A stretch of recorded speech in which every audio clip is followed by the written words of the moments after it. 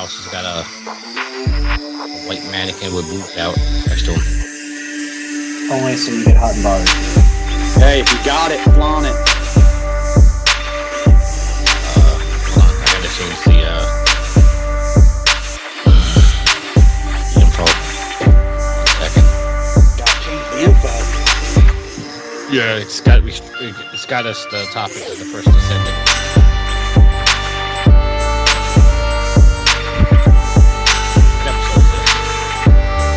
What episode is this? The one after the last, but the one before the next. 6 by what? 54. We're up on Twitch.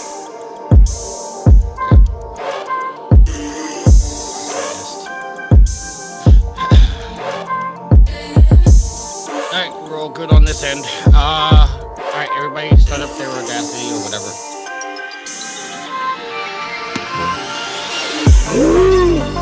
Okay.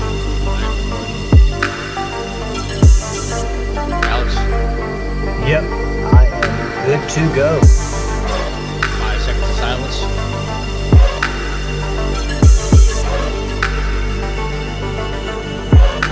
Five, 4, 3, 3, 2, 2, 1. 1. Matt, change the scene.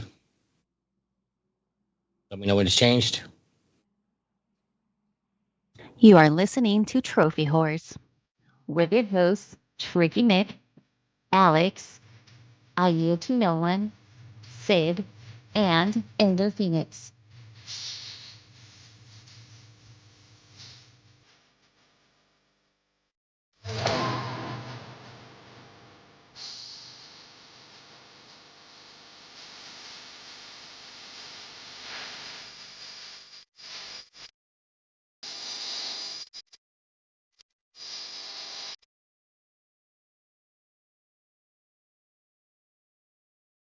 Welcome, everybody, and this is Trophy Whores episode 654. I am your host tonight, Matt, because Tricky still feels like the Grinelli takeover is in effect. Isn't that right, Tricky? Maybe. I mean, you can see that I got a different camera angle. I've had some computer issues. Halfway through the week, my monitor decided to want to stop producing sound. So I took everything down, put everything back, and then I put back up the streaming laptop, and now it doesn't want to power on. Man, you know that you tell some lame jokes when even your monitor doesn't want to output your sound. Well, and since I'm the only one that seems to have, good equipment, sorry guys, it's true. Wow. I'm okay with that. I am running the show for a little bit. That being said, you heard him. We love him. Alex, what's up? I'm slightly disappointed because now my Mighty Morphin Power Rangers Rita's Rewind Platinum Trophy it's in the double digits in rarity. It's still a rare, but I'm sorry, Alex. Who called that? I mean, you did. I gave you the credit last week if you were on the show, if you remember that. I had hope to give credit every week. I had hope. Although I will say the Ghostbuster Spirit Unleashed is still very rare at under 9%, so that's a bonus. Feeling all right about that. Also, I'm feeling all right about my new camera that Ashley got me for Christmas. Hopefully, it works out better than the last one, and y'all can look at me while I talk excitedly about Sly Cooper and related things. You mean we can watch you look at your phone as you're setting your fantasy basketball teams? Okay, first of all, everybody on my fantasy basketball team has already played. By the way, I'm the only person in my league that's gotten 300, and I've done it 2 weeks in a row. So. But no, I was actually looking on PSN profiles through my trophies because obviously I was able to spout out the rarity for Rita's Rewind and Spirits Unleashed. I'll let you pass for now. I'll let you pass for now. I'll let you pass for now. We're going to bring in this new year in amazing fashion. Well, Don't we always? We are, because that's going to really be the year of the Grinelli takeover because, I got some things planned, but I haven't gotten over that yet. But what I do want to go over is our other gent who's with us tonight. Yield, what's up? And just to stay with the theme of everybody's cameras, I don't have mine on. When do you ever, except for landmark shows? Because I don't. And Tricky has to beg him to have it on at those He times. does. And you know the funny thing is and our listeners will know this. Every time I go, all right, Yield, it's a landmark show. You have to have your cameras on. He goes, I didn't last show. I'm like, you've had it on every landmark show. I No, don't think there was one I didn't. You know, and this reminds me that people tend to forget the things that they say and do. Like on hour 1 and 10 minutes and about 38 seconds where Tricky called Amir Satvat a fraud. And then later in the show, he says, I never said he was a fraud. Okay, no, all right. You called me out on it. I did misspeak, but I actually put since I edited last week's show, I was able to patch it in. That's not what I meant. I was meaning the fact that they're giving this guy an award. Are you a politician? Because you are giving such a politician's answer right now. I said I did misspeak. I said that. I said it. I own up to it. That depends on what your definition of is, because I did not have sexual relations with that woman. That was the worst Clinton impression I've ever heard in my life. Yeah, well, I couldn't do the impression of Tricky saying he was a fraud and then saying that's not what I meant, because, you know. Anyways, other than that, and finally getting the credit I was due, how was your gents week? It's been great so far, and I got another week to go. That's right. You are on the not working list for a little bit. It's been great. Staying up late, sleeping in late. It's wonderful. Not taking phone calls. Not taking phone calls. Well, that's no different than any other day. So yeah, I know.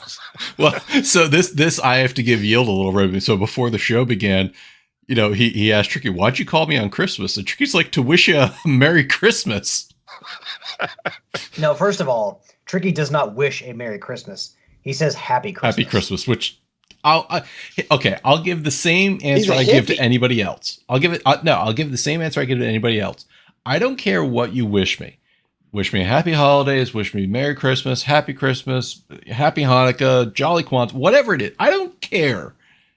I appreciate anybody giving me well wishes. So thank you.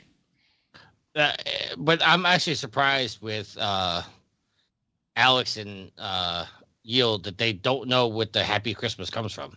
You told me. I know it. John Lennon. No, he stole it from Donnie. Donnie used to say that because we used to say Merry Christmas or Happy Birthday, and he would always say Merry Birthday or Happy Christmas. He always reversed it just to be difficult. Oh. It's not that difficult, but... No, I didn't say it was difficult. I said he did it to be difficult. Well, he did many more things to be difficult, but... And nobody in this group does things to be difficult, just to be clear. I don't know. I've never... I know, I don't. Anyways... All right, let's go into our updated trophy counts. That's you, Tricky. I was wondering, you didn't say who you wanted to go what first. What order do we get? You're at the top of the list. You know what? I'm always just going to start the mixing up the list just to drive the point home. No, the formatting on our agendas is so goddamn. It's held together with tape. It's so shitty. You don't want to rearrange stuff. I mean, I know I'm at the top of the list because I'm always going to have the most trophies, the most platinums, the highest level. Because that's not how the top of the list works. So it's just to give you all a. You're also going to be the most full of shit, Tricky. Fraud. You know what? I'm actually going to find a fraud button, and I'm going to play that instead of this. This guy's a phony. This guy's a big fat phony. I have leveled 960 total trophies of 32,992 with 980 platinums. I am level 516. Total trophy count of 10,410 with a platinum count of 186 and 185 games. I got my 20th platinum of the year this past week. Nice. My final one of the year, the one that getting the Rita's Rewind Platinum wasn't good enough because I had to go and get this one. Too bad it doesn't count towards the rarity contest. It's not a rare platinum. It's never going to be a rare platinum. I just did it for the pure joy of it. So, speaking of the rarity contest, I have been trying to earn as little trophies as I can. It's the same as me. which I did figure up. I've earned like 5 since the 20th. Luckily, they've all been uncommons, so they wouldn't have been a lot of points anyway.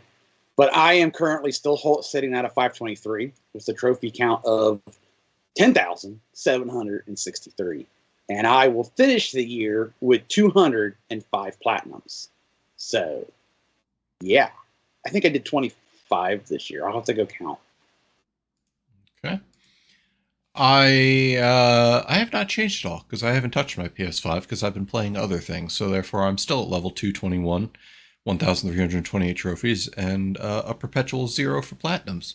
Playing other things, not with Alex. We'll get into that in a little bit. There's a story there. There's a story. Because believe it or not, I do have friends outside of the Trophy Horse group. At least not allowed. At least 3 of them. It's like his other, like he has another podcast, and there's 3 other friends out there. I do have another podcast, however, it's with my wife. I was going to send him a Helldivers invite the other night, but his squad. Oh, don't try that, Yield. Don't you dare try that. I was going to, but his squad was full. Because I ignore it, evidently. Actually, no, he doesn't. He responds back. He's very apologetic for no reason. Sid is level 120 with 340 trophies and 4 platinums. So, that said, let's go into what we've been playing. So, Alex, since we got a bone to pick with each other, let's go into what you were playing this week. I think you're trying to make this more juicy than it actually is. So I played some Rocket League with Yield on Thursday, and then the other night, I've started, since I got this most recent Platinum Trophy, I'm really trying to bang out some wins in Helldivers, trying to get super credits so I can, the Urban Warfare Bond is out, so I definitely wanted to finish up the previous War Bond to get to the new one, which I did successfully. But I mean, to get to the story with Matt, I was playing one night, with some randoms in a group of 4 against the Illuminates, and I see that Matt's online, good old Ender Phoenix, and it says 3 out of 4 in his squad, and I'm like, oh shit, I'm one person. I'm not great at math, but I know I can fill that 4th spot. And of course, I try to join, and nope, it says lobby's full, and I'm like, well, fuck this. It says 3 out of 4. I'm gonna keep trying. So I keep trying 2 more times, and then eventually it does catch up. And it's 4 out of 4, but I didn't notice that. So I, as I hurry to try to join again, I accidentally sent him an invite, and Matt texted me later, moments later. He's like, "Hey, sorry, dude, I'm playing with some other friends." So that's essentially the story. And then me basically texting him, giving him a Starship Troopers-esque speech, good old Michael Ironsides, trying to basically tell him to go out there and murder as many Illuminati as he possibly can. Their soldier. And again, to the point where we played it up a little, but, I totally forgot that I was the 4th person in a group of 4 people. So there was that. But the important point here was I log in and I see on socials, I go, oh, there's Alex. Oh, he's in a group of 4. So there's no way of seeing that you're with randoms. I just assumed you were playing with 3 other friends. So noted for next time. I do actually have people that I've added from Helldivers that are not on the show. So even if you don't see Yield or the Brain on, there is a chance that I could be playing with people, but no, it's just me. And we had some interesting discussion between Matt and I, because when playing the Illuminates, it definitely feels like a little different from the other factions, because I played maybe 7 or 8 games and I got 1 stash of credits. 10 super credits out of 7 or 8 games. And I found 1 bunker. They call them the friendship doors, where you need 2 people to press it. And Matt, neither Matt or I could find the special rock with these super samples. It was, I don't know. Matt, would you say that, I don't know if they've made things more rare, but with the Illuminates, it feels like the map it doesn't have all the same ingredients as I would say the Terminants and the Automatons have. So it does, in the aspect of the orange and blue crates that you have to destroy. They are peppered throughout the city. And you have to find them, blow them up to get the stash inside. I'll have to remember that, because I've I've never really seen the containers to open up in the city. I've always just found a pile of stuff, either, you know, as you're randomly walking through the city. Oh, look, here's some samples and some ammo and maybe a gun. And so there's definitely some drones. I found quite a few drones. Just they never had super credits in them. You know, of course, you happen across more requisition slips than you need. You can't find any damn super credits. But no, eventually after those games, I'm still going to keep playing, especially until the new year, because I'm not going to start a new game. I know exactly what I'm going to play next, but I'm not starting until the new year. So for the next few days, I'm going to be hitting Helldivers pretty decently hard. And but eventually, I was almost maxed out on Warbond medals. So I said, fuck it. I've got enough credits on the PlayStation app to get $5 in the PlayStation Store. So I used that $5 and then paid another $5 to buy my way into the Warbond. But I mean, yeah, after playing the Illuminates for an amount of time, you know, even with people sub level 20, you know, newer players of the game, they're not that hard to figure out anymore. They're not as difficult. I don't know if there's any rebalancing, but you know, I'm going on level 6, level 5, and we're doing just fine, you know, with random. So, you know, getting to play the Illuminates definitely has helped, you know, get more used to them and, you know, the crowd control and all that kind of stuff. It still gets messy at times, but it's not nearly as difficult to take on the Illuminates as it once was at first. And I mean, I guess that comes with the territory. But Yielder, Matt, have you guys had any more issues with the Illuminates playing them?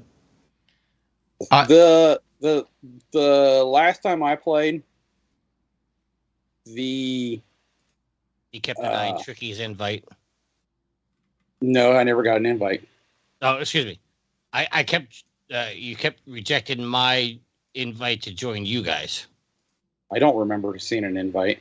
The other night you were playing with. He's blocked it out of his memory. It's so traumatizing. DJ, and I kept trying to join the game, and it says host has declined. I'll have to check something because I never got a message saying I saw you on, but I'm like, he never sees it. Anybody's on. His friends are on. So anyway, the last time I was playing, the major order wasn't the Illuminates, and they were kind of off the map for a moment, and so I haven't played since they've been back. So it's good you bring that up because it's not like they have taken up a massive territory like the Terminids or the Automatons. They basically occupy one sector until you finish that, you know, that surge, and then they're kind of off the map. They're just kind of in one spot as opposed to the other groups which have occupied numerous sectors. The issues I've been having are finding the right weapon. And yesterday when we were playing, the day before, whatever it was, I went to use the Purifier, which seemed to do a decent job taking out the elites or taking down the shields on the spawners. Still, you know, that kind of leaves me with the voteless, which there's just so many of them. And I found, you know, like bullet-based or physical-based weapons seem to work best on them outside of my flamethrower. Other than that, we still do at level 4 difficulty because the end extraction gets really hairy real fast. Sounds like you all need to save a laser, an orbital laser, for the last 30 seconds. That'll clear that up. We do. I've found out when I was doing the Illuminates that the Guard Dog Rover worked wonders, even though at times it shoots you in the side of the head. Yes. Well, that, but it won't always attack the person nearest to you. Like if you're not constantly getting rushed at and there's a break, one of them or a couple of them will sneak up to you and then start hitting you. And the whole time it's just doing its roving thing. And you're like, hello, there's voteless behind me. Do something. But that worked out great because I could focus on the bigger enemies or what I call their tank, you know, walking toward the harvester. The harvester. I could take out the harvester or the other guys while the rover did most of the job on the voteless. I'll tell you this, and I got the module for the machine gun on top of the resupply pods. That does help. That really is helpful. And then I obviously got my flame sentry, which is very nice. Oh, I was going to say that's the last bit. As I mean, it's expensive, but it's the last part of the latest war bond, isn't it? Yeah, it's up there. The last one you can get is the anti-tank emplacement, which that sucker's nice. Oh yeah, no, I placed that down on a. I think we had to destroy it wasn't destroy the obelisk. It was raise the super flag. I planted that right down and was able to just watch some stairs as everybody was coming down the stairs and just blasted them all. Well, I've seen a video of somebody. The map just happened to work out right, where a guy dropped it on top of a hill, and he took out like 5 automaton bases, all by his lonesome, because they were all within range. And it got me thinking, what I would like to do is to do something like that on a map, have a jetpack and get up on a relatively high mountain, a decent one, and then drop down that anti-tank and then just go to town. Yeah, but the jetpacks don't get you too much of a height advantage. No, just those mountains that are just high enough, just so that way, if the swarm does come to you, they really got to work to get to you. Well, that said, we've been doing pretty well on the anti-illuminate squad, but anything else you've been playing, Alex? Yes, sir. I mentioned my latest platinum trophy, and after Rita's Rewind, I was actually planning on just doing Helldivers until the end of the year, because I'm like, you know what? I got all my goals done, and I'm gonna just do my thing and go kill some automatons and illuminates and some bugs. But then this funny thing happened on the PlayStation Classic section, and they dropped Sly Cooper 2, Band of Thieves, Sly 2, Band of Thieves, and Sly 3, Honor Among Thieves. And I'm like, well, shit. I guess I know which is going to be my last platinum of the year, because you start the year with Evil West Platinum Trophy, still 11% rare. Go me. But also, you cap it off with Sly 2, Band of Thieves, one of the best PlayStation 2 games of all time. And as many people would argue, a near perfect sequel. And good God, you've had a good year. You know what I'm saying? I don't think it's any kind of coincidence that after the success of the first Sly Cooper game that they released, again on PlayStation 5 or for the PlayStation Classic section in the summer, that we then get the follow-ups 2 and 3 by the end of the year. I definitely think that those two are connected, and I think that we got these so quickly because of the fact that Sly 1 did really well. They've all reviewed really well. If you go to the store and you look at their reviews, they're all damn near 5 stars, each one of them, with thousands and thousands of votes. And again, new trophy lists for the games, better trophy lists. So even if you've beaten them before, there's a reason to go back. But Sly 2, I kind of think of Sly 2 as I think of Mega Man 2. And that, Mega Man 1 introduced us to Mega Man and introduced kind of to the formula of the rock, paper, scissors. But what really set the standard was Mega Man 2. And Sly 2 changed up the formula. The first game was more about going into levels, platforming, challenges, making your way through and getting a key at the end to get entry into a boss at the end. Whereas Sly 2 set the standard. And then going forward, in each episode, you were put into a sandbox and you did missions to work up to a final heist against a villain. And then, in most instances, a boss fight at the end. And what this did is it made everything feel more cohesive. Whereas the first game, while it was good, it was really just a bunch of disparate levels under a same theme that really didn't tell a larger story. So you have the larger arcing story in Sly 2, but each episode has an arc to it as well.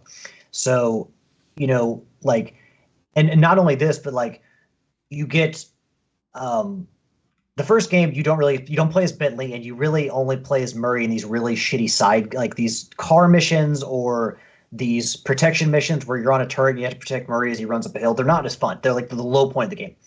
Because of the way they changed the gameplay for Sly 2, you then get to take Murray and Bentley out into the field. And of course, Sly is, you can get on the rooftops. He's more slick. He's, more stealthy, but he still can fight. Bentley can't fight, but he has long-range weapons that you can say put guards to sleep with and then drop a bomb to kill him. Murray, you don't got to worry. You can go fight anybody. Just punch him and, So they all play very differently, but because of the way they changed the gameplay, you were allowed to play as Sly,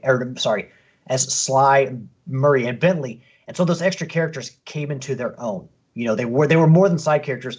That a band of thieves, they contributed to the overall cause of these heists, which was, I think, a great focusing on all three and the different gameplay styles. I think was a great choice. And going through these episodes, it allows you to flesh out your villains more. It allowed you to, you got to see their hideouts, you got to see what made them tick, you got to see the challenges that would go into like how you could work around their defenses, and like you got to see Bentley not only play as Bentley, but see his intellect and his mind worked. And it was just overall a better way to flesh out the heroes and the villains. And speaking of the villains, like the Fiendish Five was a great group of villains from the first game, but the Claw Gang from Sly 2 being Dimitri, Rajan, I will not reveal number 3 because that is a twist in the game, Jean Bassan and Arpeggio, they are, I think, the best collection of villains in a video game. Like they are just a great group because each one of them has their own, like they're all in this plan together. They're all in this scheme, and each one of them controls like a piece of this crime syndicate. And you see how they each fit into the plan. But also, if you've never played Sly 2, at the end of Sly 1, you destroy Clockwork, you defeat Clockwork, and then the body parts of Clockwork are split up and they end up in a museum that later the Claw Gang steals, and you see which Claw Gang member takes which part of Clockwork to use for their own ends. For instance, Dimitri, who is the first boss, he uses the Clockwork Tail Feathers to counterfeit money. Like it's the way they all fit into the stories is brilliant, and I love the characters. The storytelling in Sly 2 is at its peak for the series, and I just love the villains. They're a ton. They're like just as good as it is to like get the more Murray and more Bentley. Getting the villains and getting to see these villains and how they just fit into the story, I think is equally as great. Like for instance, Arpeggio, he is a small flightless bird, so obviously he wants clockwork parts to make himself be able to fly. But like if you go into his level, like they're like different size guards in each world, in each realm, essentially each episode. And the tallest, toughest, biggest flashlight guards, usually the flashlight guards are the toughest ones, in Arpeggio's chapter or episode, are smaller birds on stilts. So even in his guards, he's overcompensating by having smaller birds stand on stilts to make them look bigger. It's just little details that I absolutely love about this game. And in general, just like, I know there's a big debate between what's better, Sly 2 or Sly 3, and it's pretty even. I would feel like it's a little bit more skewed towards Sly 2. But I feel like Sly 3, I'm going to play it coming up here, but I definitely think that they added one too many playable characters. And then again, when it comes to the villains, they just kind of, they're not cohesive. They're not connected like the Claw Gang. They're more like out on their own. They're different villains. They really don't have a lot to do with each other. And that definitely does take away from the story. So the fact that, again, the Claw Gang is this one group in bed with each other, doing all these different, like, they have their own like criminal schemes, but it all fits into one giant puzzle. Like, I just love that. So Sly 2, the gameplay is still a ton of fun to play. You do lose some of the platforming challenges that you had in the first game because you're not going, again, you're not doing levels. You're just out in this open world, and then you're getting to do missions. But overall, it's really what made Sly come into its own.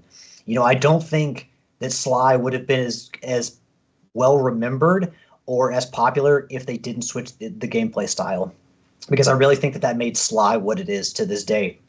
And you saw with Jak and Daxter, they changed the gameplay style to more open world, from the first game, the Precursor Legacy, and I really don't think that hit quite as well. Whereas you look at Sly 2 and really that series took off then. I mean, Sly 1 was popular, but Sly 2 is really where it amped it up. And again, it all comes down to those changes. So I'm excited to play 3.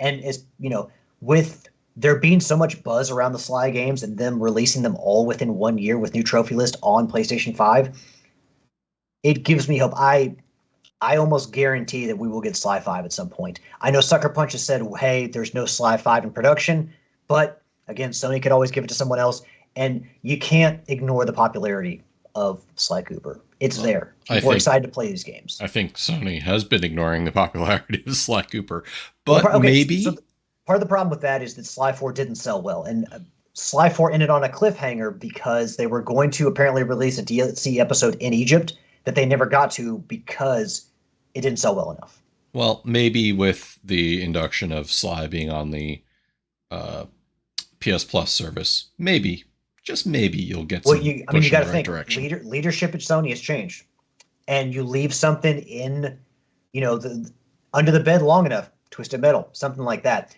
They just released Twisted Metal 1 and 2 this year on the last year on the Classics Collection. You leave it dormant for a little bit, and you always go back to the well, because, again, these are game series that are already fleshed out. The characters are fleshed out. You know what the gameplay is like. You can Sucker Punch doesn't have to do it. You can hand it off to somebody else. So I would think that we are almost at some point going to get Sly 5. But maybe I just have too much hope. But in the meantime, definitely go play Sly 2 and 3. Both great games, but to me, Sly 2 is really the best game in the series. Got it. That it? Yeah, that's all I've been playing. Sly 2 is my final Platinum Trophy of the year. Damn good year for me, I'll say. Awesome. Yield, why don't you go next? Well, my week has been less exciting. You should play some Sly Cooper, you son of a bitch. I should, right? Well, you've played those games before, haven't you? I have. I played them on the Vita. And, well, except for 4. 4 I obviously played on the 3, but I played 1, 2, and 3 on the Vita during the Great Trophy War, as a matter of fact. If you fire up your Vita for 4, you can get an instant plat. No, you can't. Don't do it. Don't listen to him. You did it, so what are you talking about? I didn't know it was going to do that. Anyway, so I was playing. I played one of my season games in Mutant Football League. Played some Rocket League with Alex on Thursday. I've been playing some Helldivers, primarily either on my own or with Prepare to Die or Scum. I did play a little bit with the Brain 76, which was really funny because Prepare to Die or Scum was telling me about how he's been farming super credits on level 1 with randoms. And he had gotten enough super credits to purchase all the Killzone stuff. So I gotta ask. Yeah. Are there? I mean, this may be a dumb question because I'm on level 6 and I'm not finding any fucking super credits except for like one stash. But when it comes to the difficulty level, does that change how rare the super credits are, or can you just? I honestly don't know, because I know that I have gone a time of playing and didn't find much super credits, and then after him and I were talking, we were playing the bugs, so we were playing 6 because I was trying to get super samples to finish out my ship, and so I bet you in a couple of days of playing, I bet 200 or 300 super credits. I mean, there was one level I swear we walked away with 90 or 100 super credits. I mean, like everything I opened was super credits. So I just think it's just how it randomly pops up, I would guess.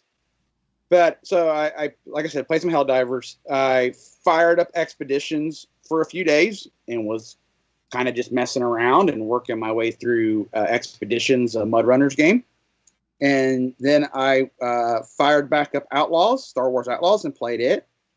And I've now come to the point in the game where I'm still enjoying it, but now I'm also starting to get a little bored with it because now I've gone through Shara, I've gone through Kajimi, I've done all the story for Tatooine, but I still got a lot of, like, I'm working on unlocking the people that I need to get my upgrades and stuff like that. And about halfway through Tatooine, I was just kind of like, I'm having fun, but this is also kind of boring because I'm on my 3rd planet and it's the exact same as the first 2 planets. And so the rest of the game's going to be the exact same thing. And I'm glad I'm playing it the way I'm playing it, but I just wish there had been a little more diversity in the side stuff that you do. Other than that, I'm still enjoying the game. I think that it's a good first crack at an open world Star Wars game. And I would recommend people playing it. For Ubisoft. And because there's other open world Star Wars games, most notably Jedi Survivor, I've heard. Well, okay. Yeah. Even, I mean, it is open world, but it's, well, I haven't played Survivor yet. I think Survivor's less open world, but still you've got like a hub, and I think you go around from there.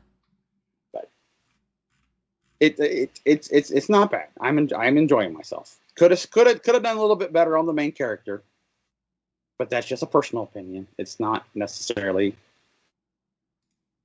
what they should have done. But I like it. Like I said, would have been much better if it was Mandalorian, like Respawn was originally planning. Well, they should have stuck with that, because I would so play a Mandalorian. Anything but you else? never know. You never know. They got the Mandalorian and Grogu coming out. We could get our Mandalorian video game. Yeah, I think we would have. Because if that's what they need to generate hype, then they're going to be way out of time for that. Because then if they go, oh, the movie's out, there's enough hype, we should get a game going. And then 2-3 years after that, the hype will be gone. Well, I was basically meaning as in that movie's coming out, so that would be a good time to have a Mandalorian movie. Is not a movie tie-in movie, but a Mandalorian video game at around the same time that game is, or that movie is coming out. Yeah, well, they would have to start now, I believe. You know what my worst fear for a game like that would be? What's that? So, obviously, Grogu needs protection.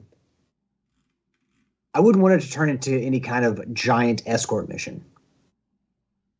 Because obviously, I mean, Grogu's not defenseless. Grogu is actually pretty powerful for what you see.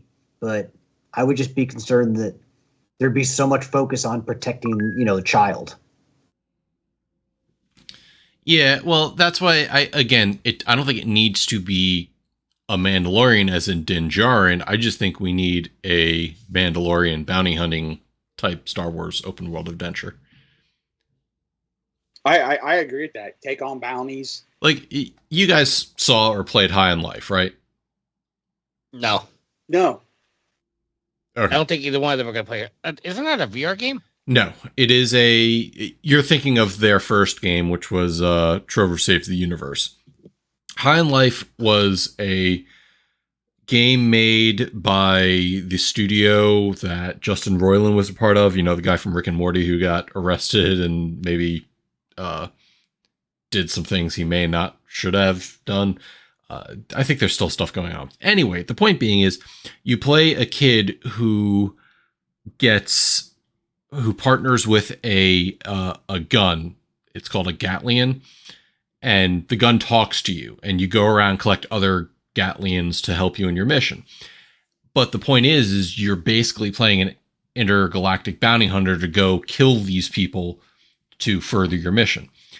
I just imagine something like that, where as a bounty hunter as a Mandalorian in a Star Wars universe, you'd be able to go to like a world, set up a hub, and hunt from there and do your thing that you would normally do. That would take you to various different worlds. And it doesn't have to be open world. They could set it up in very specific, well-crafted areas.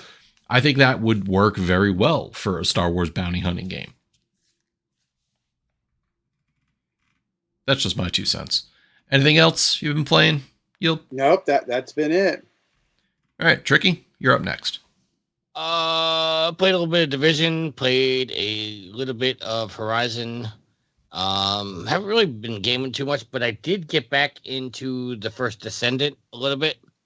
I got my ultimate Descendant.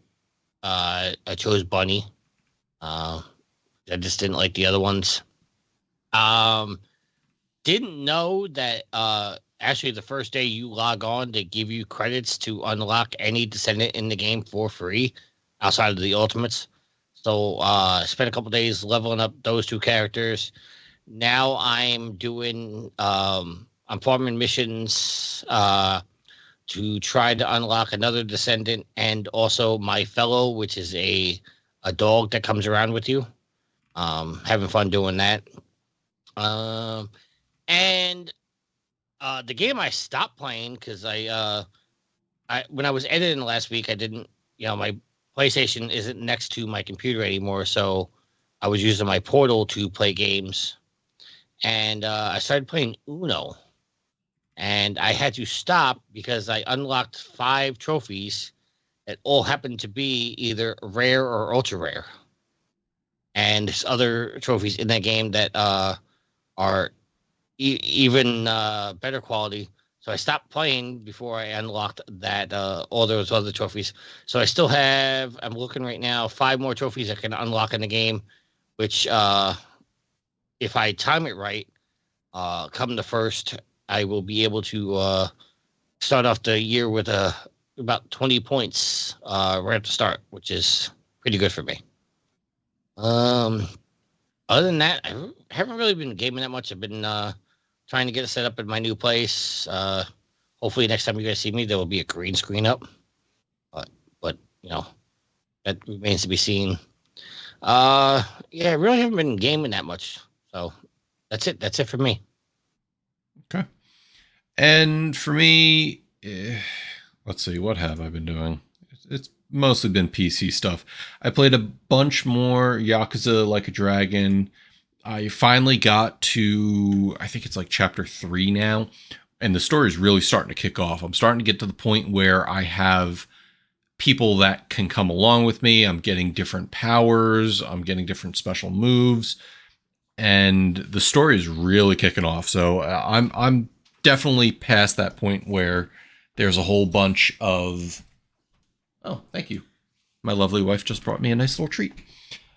I am beyond the point where the cutscenes are taking over. So I'm definitely having fun more with the gameplay that's available to me now. I also put some more time in with Marvel Rivals. My friends and I got a team of, I think, like 5 people going, which is nice. Helped us win a little bit more, being coordinated. I also played some Human Fall Flat, and if you don't know what that is, it's like a fizzle. That's a fun game. It is, and I played it with somebody, so it's a physics-based platformer where you play like these little amorphous blobs shaped like humans, and you just try to solve puzzles. And part of the fun is messing up your partner trying to do stuff. I in the game, you could pick up these little modules that are like video tutorials. And he goes, oh, cool. And he's watching it. I go, you don't need that. And I toss it off the edge of the map and the video stops playing. He's like, hey, I was watching that. It'll come back. Also played more Helldivers 2 with the guys, as we talked about. Not these guys, my other guys. Sorry, guys. Also put in more time with Party Animals. We did a 5-person battle royale last night, which was a lot of fun. It's just a lot of laughs.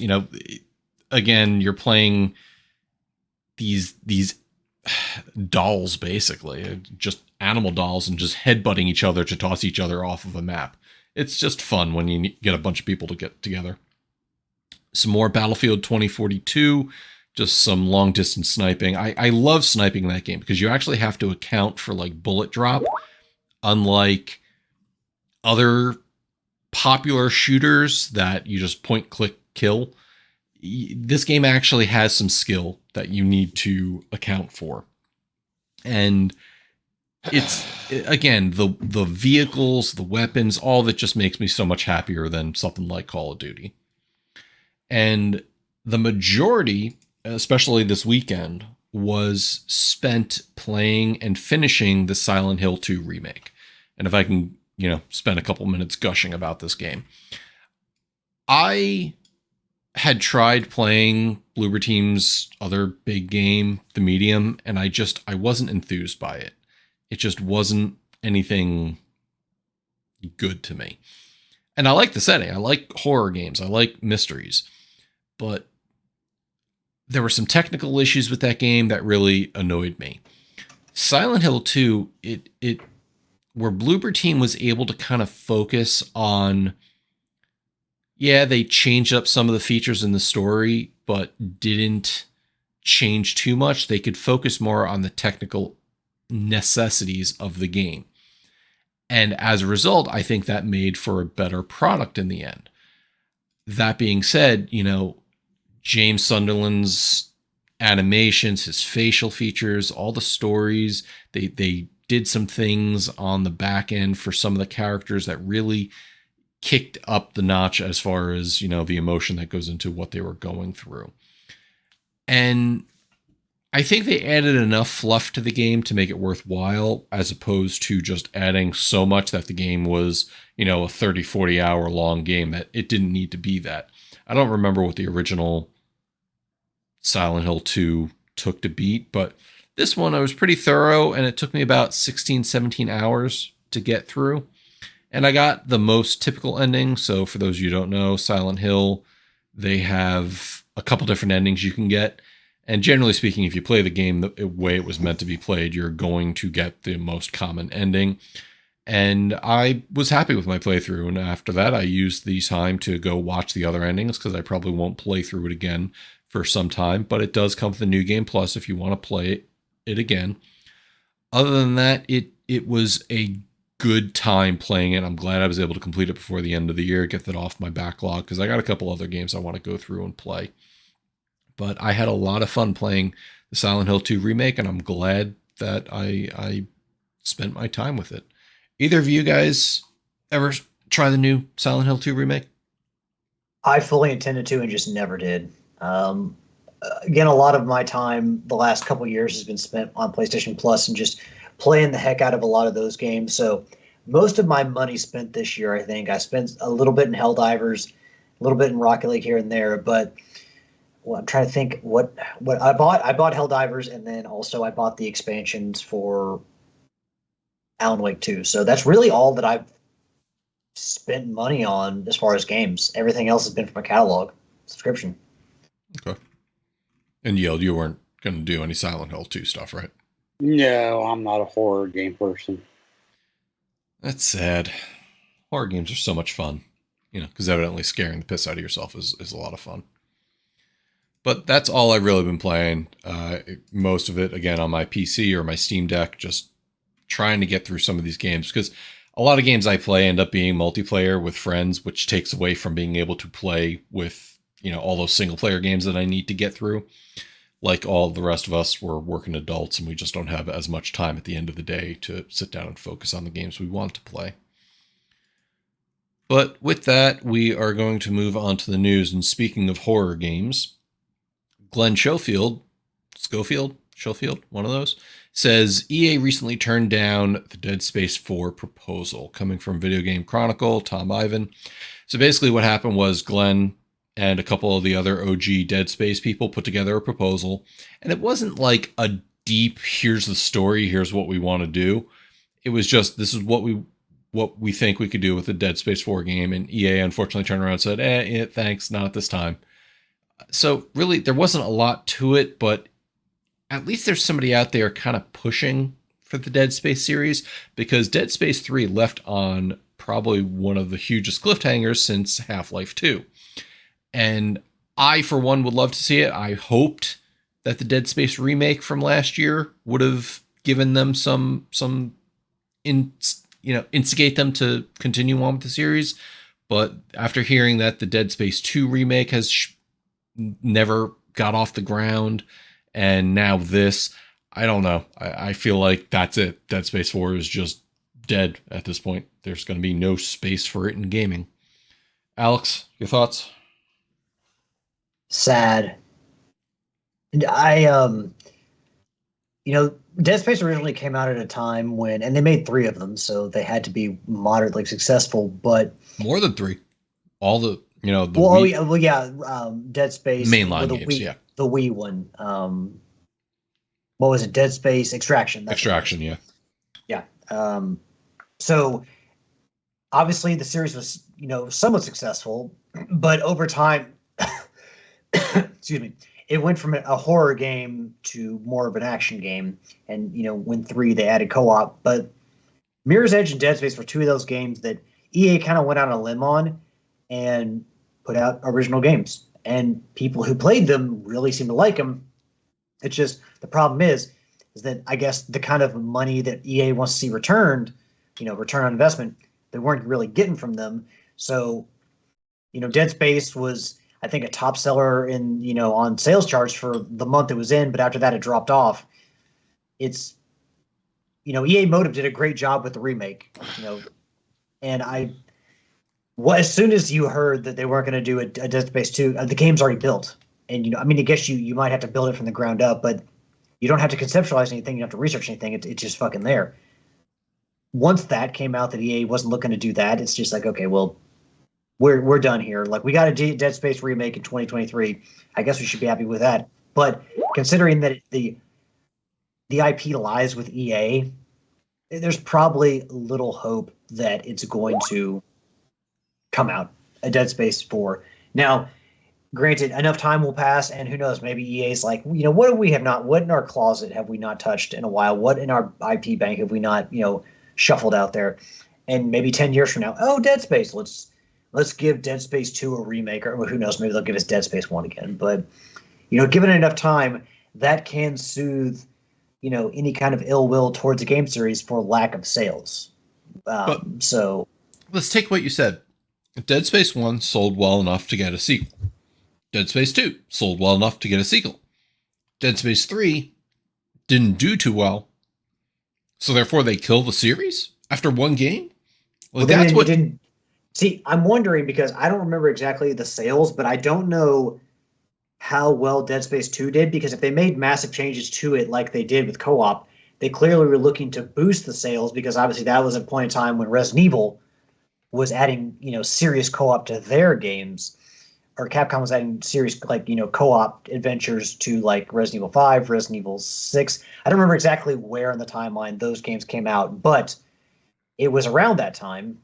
Well, and Resident Evil 5 was 2008-ish, 2009-ish. Dead Space 3... 2010? Dead Space was originally 2010, wasn't it? Well, Dead Space was 2000... I want to say 2009-ish as well. And the reason I say that is because Resident Evil 5 had that co-op feature well before Dead Space 3. Yeah. And I think you're right. EA was trying to capitalize. Maybe we could sell 2 games instead of 1 because people will want to play with their friends. And again, they just went in a bad direction with Dead Space 3, and then they decided to kill the series because they decided to try to market it. Because it wasn't just that. Remember, yeah, it was action-based, but they loaded it up with microtransactions, being able to spend real money to get in-game items to help you beat the game. Really?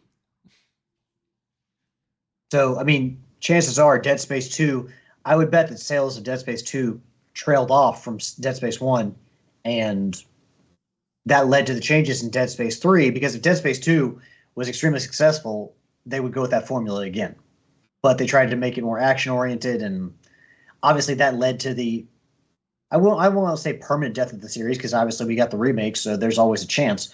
But people didn't really ask for that Dead Space 3. They didn't really want Dead Space 3, and if you're not going to give people, the fans of the series, what they want to play, they're obviously not going to support it. So EA and a lot of these big companies, I have more faith that Sony will pull out a Twisted Metal or a Sly Cooper than I do that EA will pull out Dead Space. But again, given more time in between, again, there are, how many companies put out new ideas? How many companies recycle these same ideas or just put out sequel after sequel?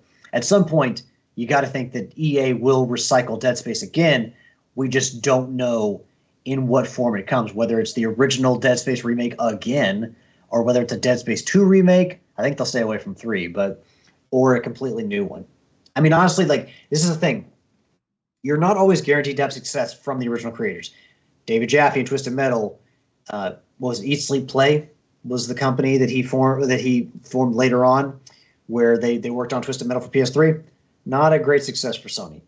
So just because you have the originators of the series doesn't mean that the game is going to be successful. It doesn't guarantee success. But having Glenn Schofield there, if they're going to turn it down now, I don't know. I don't think there's much hope. I want to say if it were anybody but EA or Activision, then well, I guess Activision's not part of Microsoft. If it were anybody but EA, or maybe Ubisoft, I would say there's a chance. But just EA, and who knows? Maybe the remake was our shot, and they said remake didn't do well enough, so we're just going to drop Dead Space. I mean, we'll always have Dead Space 2 in the remake, but an Extraction wasn't a bad game. It was just an on-rail shooter. We'll get into the Wii. Yield, Yeah. I know you said you're not a fan of horror games. Any thoughts on EA not doing anything for that? Before that, I'm sorry. Black Chaos, Saber, welcome to the chat. Saber does say amazing how Army of 2 was super great, then 2 kind of fell off. Then Cartel was good, but made it because it was made by the guys who made Dead Space. So with that said, Yield, any thoughts on this? No, I don't have any thoughts on that. All right, Tricky. Your thoughts on Glenn Schofield pitching Dead Space 4 to EA and EA saying thanks but no thanks? Typical EA. Sounds about right. Rick, you're gonna have to keep platinuming Dead Space 2 just over and over again because we're not gonna get a new one. And that's the thing. Like you talked about the sales of Dead Space 2 trailing off. I don't know, but Dead Space 2 is generally lauded as probably the peak of the series. Whereas Dead Space 1 is classic, Dead Space 2 was that good mix of modern and classic, and Dead Space 3 just went full, well, I won't say the word here. But that said... Are you... I'm referring to Tropic Thunder. Okay. I was going to say, are you taking a vacation to Tropic Thunder there? Yes. So, unfortunately, like Alex is wishing for the next Sly Cooper, I'll be here wishing for the next Dead Space. Well, I can wish for both. Well, how about you focus on what you need to focus on? I'll focus on what I need to focus on, and we'll both get what we want. How about, Matt? We both put the positive energy out into the universe, and then that's double the energy, and we can make it happen. Let's put it to the whoredom. You all want Dead Space 4? Lend us your positive energy. We'll get that message across. Yeah. Also, shout out to Glenn Schofield for continuing the work and obviously loving the Dead Space franchise and trying to move it forward. Yes, Man, we've gotten more Dead Rising games than Dead Space, and that's a crime. Look, major crime. Yeah. Yeah, I'm sorry. The Dead Rising games, there's a place for them. They're fun, but they're not. I hate timed games. Yes. Get platinum trophy in Dead Space or Dead Rising 2. I'm glad I have the trophy, but while I was doing it, I hated myself probably more than I've ever hated myself in my life. It was a fucking awful game to platinum trophy. It's why I like Dead Rising 3. The timer was not nearly as strict. Anyways, next story. Bungie's C-suite restructuring continues as chief strategy and creative officers depart. Coming from the Game Post, Zuhad Ali. Basically, Bungie is not having the greatest of years. They had to lay off 220 employees earlier this year. We covered last week about the absorption of certain parts into PlayStation, and now you can add leadership departure to the latest of Bungie woes. So Andros Jenkins, their chief strategy officer, and Johnny Ebert, chief creative officer, have left according to their LinkedIn and Twitter statuses. Meanwhile, former director Chris Barrett is suing Sony for wrongful termination and alleged plot to avoid paying out a $45 million bonus. Bungie... That's a heck of a bonus for a director. Well, I'm sure that it's a director of some merit, not just a director reporting to like a vice president or something like that. So yeah, that Bungie isn't having the greatest of years with the hemorrhaging of players from Destiny 2, people being absorbed into Sony proper. Tricky, what's your thoughts on Bungie's latest woes? I'm at a loss of words for this because I don't know. I don't understand Bungie's station within the PlayStation world. Like we know PlayStation owns Bungie, but they're not a PlayStation Studios development. They're not in the PlayStation Studios. So I always thought they were still, for the most part, independent, even though they were owned by Sony. I don't understand this. I don't know what to say. Like, Destiny 2 seems to be doing okay. Well, not anymore, according to last week's story. I don't remember last week's story. Refresh my memory. Yeah, but for a while there, it was doing really well. It was doing well, but last week's story indicated that there's not a lot of concurrent players anymore. People are having trouble forming fire teams. Okay. Yeah, I don't know. I mean, this all seems very weird. It's like, let me put it this way, Tricky. Maybe you're finding trouble finding your words. So, you know how Sony has studios they outright own underneath the PlayStation Studios label, like Guerrilla Games, like Sucker Punch, and then you have Sony has this percentage stake in, say, Katakawa, the company that owns From Software. Right. Bungie seems to be somewhere in between, very weirdly, because it seems like that's how they're treated. They're not, Sony owns a full stake in them, but they're not part of PlayStation Studios, so they're kind of in this weird middle ground between Katakawa and like Sucker Punch. But Sony owns Katakawa now. No, they don't. They do not. They only own 10% of the stock. That makes them the largest shareholder, but that doesn't mean that they outright own Katakawa. I thought I saw a report saying that they bought 51% of the stock. No. If you can find it, we'll apologize to you, or at least admit that you're right. But the last we had heard, they only bought 10%. We literally, well, not even that they bought 10%, they increased their number of shares being held to 10%. That we literally covered that story last week. No, I know. I'm saying outside of that, I thought I saw an article or something with the headline saying that they owned 51%. All of my research for today, I came across none of that. Okay, I may have misread it. It may just been something I saw in my dreams. Anyway, I don't know. Like, this has got me worried about Bungie now making Marathon. They're already starting to butcher the studio. What does that mean for Marathon now? Are we still going to get it? Is that canceled? Is it going to be? I think we're still getting it. It's just the teams working on it. I think some of the people from Destiny are now over there. Yeah, but they have plenty of employees at Bungie. I mean, even losing 200 people, which is a large cut, they still have hundreds and hundreds of employees. So what this is seems to me a necessary cleanse. Like, I don't want to use our cleanse, a necessary cleaning up of the mess at Bungie, and this mess was created by higher ups. So what seemingly, I guess, maybe. Who's the company that made Cyberpunk? Project CD Red. Yeah. So we didn't see a ton of shuffling there, or a lot of executives leaving. Now we're starting to see from Bungie. What we are seeing from Bungie maybe should have happened at CD Projekt Red, although maybe they at CD Projekt Red cleaned up their messes there after the bungled release of Cyberpunk. But it just seems to need to happen. You still have a ton of developers there and people who have expertise that, can work for Sony. You can still keep Bungie. You just may have to put new people in the place in leadership positions. And the CEO, Pete Parsons, is still there.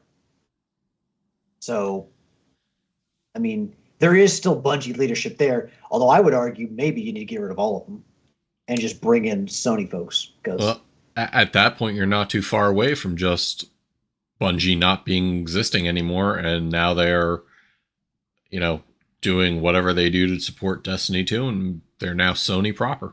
Yeah, but Bungie is more than Pete Parsons.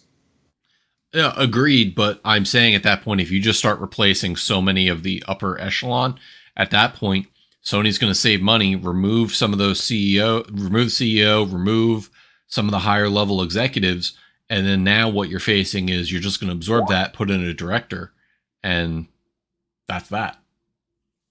I mean, you can always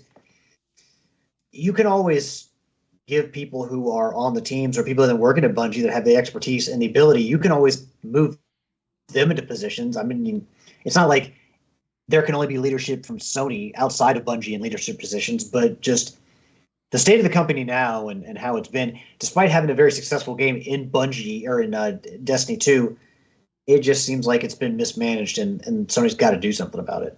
Their hands are kind of tied because you don't just continue to let Bungie operate as it was. Got it. Yield, any thoughts? Oh, actually, before we even do that, Will is in chat spouting lies saying Dead Rising is greater than Dead Space, but then confirming that they're the majority shareholder, that being Sony, owning 10% of Kalakawa shares. Yeah, I want to correct myself because the article that I saw said that Sony had invested 51 billion yen. So I misread it. That's where I got the 51 from. I misread it. Yield, any thoughts on the whole Bungie being bungled? Well, I mean, Bungie needs a winner. I mean, I know that's kind of self-explanatory, but when they signed with Sony or was going to develop for Sony, I think most of us were like, if they can capture lightning in a bottle again with Halo, then this is great for Sony. And they just haven't done it. You know, I mean, yeah, Destiny and Destiny 2 were popular, but I think Destiny became that 10-year game that they originally wanted Destiny 1 to be. Yeah, but they've been too slow to move away from Destiny. They've been too reticent to move away from Destiny, which is probably at this point what they need to do because a game can only remain popular so long. Got it. All right. Is that everybody? Any other comments on that one? Nope. Okay. Next up is from the New York Times, Zachary Small, saying video games can't afford to look this good. And this is going into the topic about how much money companies like Sony and Microsoft are pumping into AAA games because they bet that realistic graphics are the key to attracting larger audiences. And you got to think things like realistic textures, ray tracing, other fancy graphics don't come cheap. And with numbers like 300 million to develop Spider-Man 2 are being thrown around, which is about 100 million more than Sony invested into Concord. See how that turned out. Meanwhile, millions of players are happily spending time in games like Minecraft, Roblox, and Fortnite. So are games going for the Hollywood blockbuster status when in reality they're their own leading form of entertainment? On their own. Like, they don't need to be blockbusters. They just need to be good games. And that's what defines a good game, though. I mean, that the answer to that question is so subjective that it's hard to have an answer. Like, you will get people like most of us that will say if the game doesn't have a good story, then it's not good. But then you got a game like Helldivers, which sets a premise and then lets you go and destroy shit, and you guys will love it. You know, Rocket League has no story other than use this car to put the ball in the goal. It depends on the game. Like, you have to go in with the right expectations for the game. Right. I mean, like, it's so subjective to what makes a good game. So, I mean, I love the stories in Uncharted and The Last of Us, but I could also tell you the mechanics in those games are not the greatest, but I still hold The Last of Us in high regard as my favorite game of all time. But I can also say that the mechanics in it are not the best. So it's so subjective. Like, do we need Hollywood blockbusters? Again, what's the definition of a Hollywood blockbuster? Are we talking like unbelievable stories with, you know, big name actors? Like, do we need Troy Baker or Noah North? Or well, first of all, those two guys were not household names. They got big through video games. But I think what it means is the $200 million, $300 million game. $200 million and $300 million games. That's what we're talking about. Okay, so let's use GTA 6 as an example. It's reported, which I haven't really seen any factual, any real proof behind it, but it's been reported that they spent $2 billion on the development of that game. So it's so subjective. To go to your point, and I think the agreeable thing is games have to be profitable. That's without a question. You can't continue to make games unless you're profitable, and that's fine. The thing that we've covered in the past was it's not just enough for some games to be profitable. It's that when it's made by a committee, as opposed to people who genuinely want to develop good games, it being profitable isn't enough. Being profitable the game has to be more profitable than your last outing. And when you have that first good game and you get that taste, then it's like, okay, I need to make the next one bigger and better. How do I do that? Because otherwise gamers are going to complain that it's different. We just talked about it with Dead Space. And then you're going to have gamers who say that it's too much the same thing.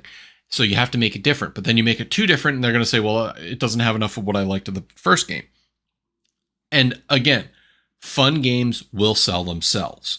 And that's kind of, whether it's by word of mouth, whether by critic ratings, however it is, what makes a successful game? Well, it's going to be profitable first and foremost, but how profitable to make it worthwhile?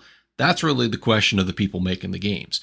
And unfortunately, in many cases with the Hollywood blockbuster games, it's not being decided by the people who make the games. It's being decided by the publishers who are putting out the money, by the investors who are funding these games to be made.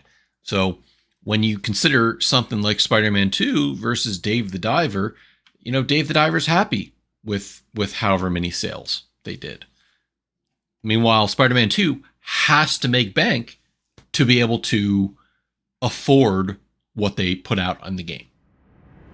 Look, Spider-Man can run rooftop to rooftop, but we all know who the real best in show when it comes to scaling buildings is, and that's named Sly Cooper. I literally just played Sly 2 again for the third fucking time, a game that came out in 2004, rather than play Spider-Man or any Sony's newest games. I mean, good God. And Saber's in chat saying that these are non-gamers trying to answer gamer questions when it comes to the clowns at the New York Times. Again, Saber's opinion, not ours. That being said, so hold on, let me ask this, because we all talk about exclusivity and this company selling you this box, this company selling you this console. Would it be cheaper for these game companies if we went away from, went to more of a one console future, if we got rid of most exclusives? Because then you don't have to worry about making an Uncharted or The Last of Us or a Spider-Man or a God of War to sell your PlayStation. So it seemed to me, or at least it's worth asking, would making games become cheaper if you didn't have exclusives? So I was going to include it in a story, but I ended up not, and we'll put it out there real quick, was that one of the game designers of, I think it was Final Fantasy 16, said that, hey, the sales didn't disappoint us, but we can't focus on being a one console game company anymore. And again, that goes even further back to an article about Square Enix saying, yeah, we're not focusing on exclusives anymore. We can't do that. So staying to one console is a risk. But to Alex's point, if there is only one console, does it reduce their overhead because you're developing for one system? I don't know if we're ever going to get to that point. See, but more like if you're less, the less you have to worry about exclusives and outdoing the other companies, the less money you have to spend, because you're not having to do these big bombastic games that cost you $200 million, $300 million, because you're not having to impress people with quite as much. You could just focus on the games and the gameplay. Well, I think the question really comes down to is how much of a cost and how much of a hassle is development for multi-consoles. Because if you have a studio like Naughty Dog, who obviously is owned and they develop games for Sony, if you had to have Naughty Dog turn around and now start putting Uncharted and The Last of Us and Intergalactic on an Xbox console, that's got to add cost to their production. It's got to add development issues of developing that game for a different console. I mean, Matt, I don't know how well you're going to be able to answer this, but as a PC gamer, it's got to be a risk for companies to make PC versions of games, because you want to make your game look the best. You want your game to run the smoothest, but not everybody's going to have the rig to run it. And then, so you have to go, I guess, I don't want to say to the lowest common denominator, but you have to find like a median. But then, if you're putting out games at 50%, so the most people can play it. What about the people that can run it at 100%? Now that developer has to go in and change the settings or change their development to be able to say, okay, well, the guy that's got the $7,000 rig wants to run it at 100%. We have to develop for that too. We can't let him down either. So I would think developing for different consoles, different markets and stuff like that, that's got to add development issues, and that's got to add to the cost of developing for a game. No, you're absolutely correct. And it's been well documented that there's been developers out there saying, I hate developing for the Xbox because we have to develop for both the Series S and the X. And the S holds us back from doing what we want to do. And again, that's graphics driven, that's physics driven, things that they want to do because the less powerful system requires them to have a 1440p resolution as opposed to just a 2160 or whatever it is that the other consoles are running. Doing that for PC now compounds that further because PC gamers come to expect things like being able to run settings at various levels. If I feel like shadows are causing me too much currency on my GPU, it's too taxing, then I'm going to dial that back. But that may allow me to put in a setting of ambient occlusion at a higher level in another area. So developing for multiple systems and then throwing the PC on top of that is difficult. And that's why you're actually going to see companies like what Sony does is they outsource it to a different company. Say, we're going to focus on this. We'll send you the code. You do all that stuff that the PC players want. But now you're paying a whole other development team to do that. That's adding to the cost. They already have companies within PlayStation Studios that specialize in PC ports. But regardless, they're still paying that studio to develop for that game. It still might be cheaper for them to do that than try to bring other people in-house, because you might have people in-house that their only thing of programming is on a Sony console. They may know nothing about porting over to a PC. And to do that, you'd have to bring on to X number of full-time employees to do that. But isn't that essentially what they're doing? Well, no, because you can always pay a different company, a flat fee or X amount for so much work. Like, it's the reason why, and speaking professionally from my personal life, it's the reason why we outsource things like security guards to a different company, because of all the complications and the internal costs of hiring somebody and maintaining somebody like that. You're still paying another company, but you may be paying less than what you would if you're trying to hire somebody in. And what's to say after that, you may not need that person once that game ships. Yield, you've been very quiet throughout all this. So I don't know if we've all said it, but I know it's been said on the show that development costs are getting kind of crazy, because you can make lower quality is probably the bad word I'm looking for, but you can make games that are really good that aren't the blockbusters, that aren't your Horizons or your Spider-Mans, and you can make these games and they'll sell like hotcakes. You have to focus on your gameplay and your story. I mean, and so it's getting carried away. I kind of agree with the argument that making games for multiple consoles can inflate your budget, but I would be interested to see if your budget for $300 million to make a game, was that for all the consoles, or was that just for primarily a console, and then you just kind of had to change some things for the others? I think the gaming industry has tried to one up each other to the point of they're pricing themselves kind of out of a market. If I you mean, get what I'm saying. just using the number from your notes here, it was $300 million to develop Spider-Man 2. So, making an assumption here, that's $300 million to develop Spider-Man 2 for the PS5. How much more was it for them to port that over to the PC? Are we talking another 50 million? Are we talking another 100 million? What, I don't think we'll ever know that number, but that's what I'm getting at, and the fact that Amelia, unlock the door. the company who does the PC games for PlayStation is Nixxes, right? I believe so. Yeah, I mean, Nixxes is not owned by PlayStation, correct? They are. They bought them. They bought them. If you go to PlayStation Studios, the webpage, they're on there. Okay, so now Sony has purchased a studio.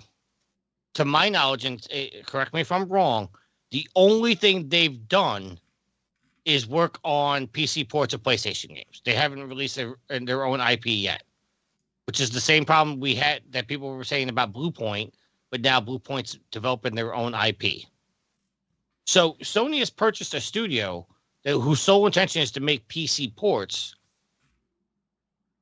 That's where my argument becomes: does Sony need to get into that market, and is it cost effective for Sony to pay $50 million or $100 million to port it over to get maybe, and I'm throwing numbers out here, $150 million in sales?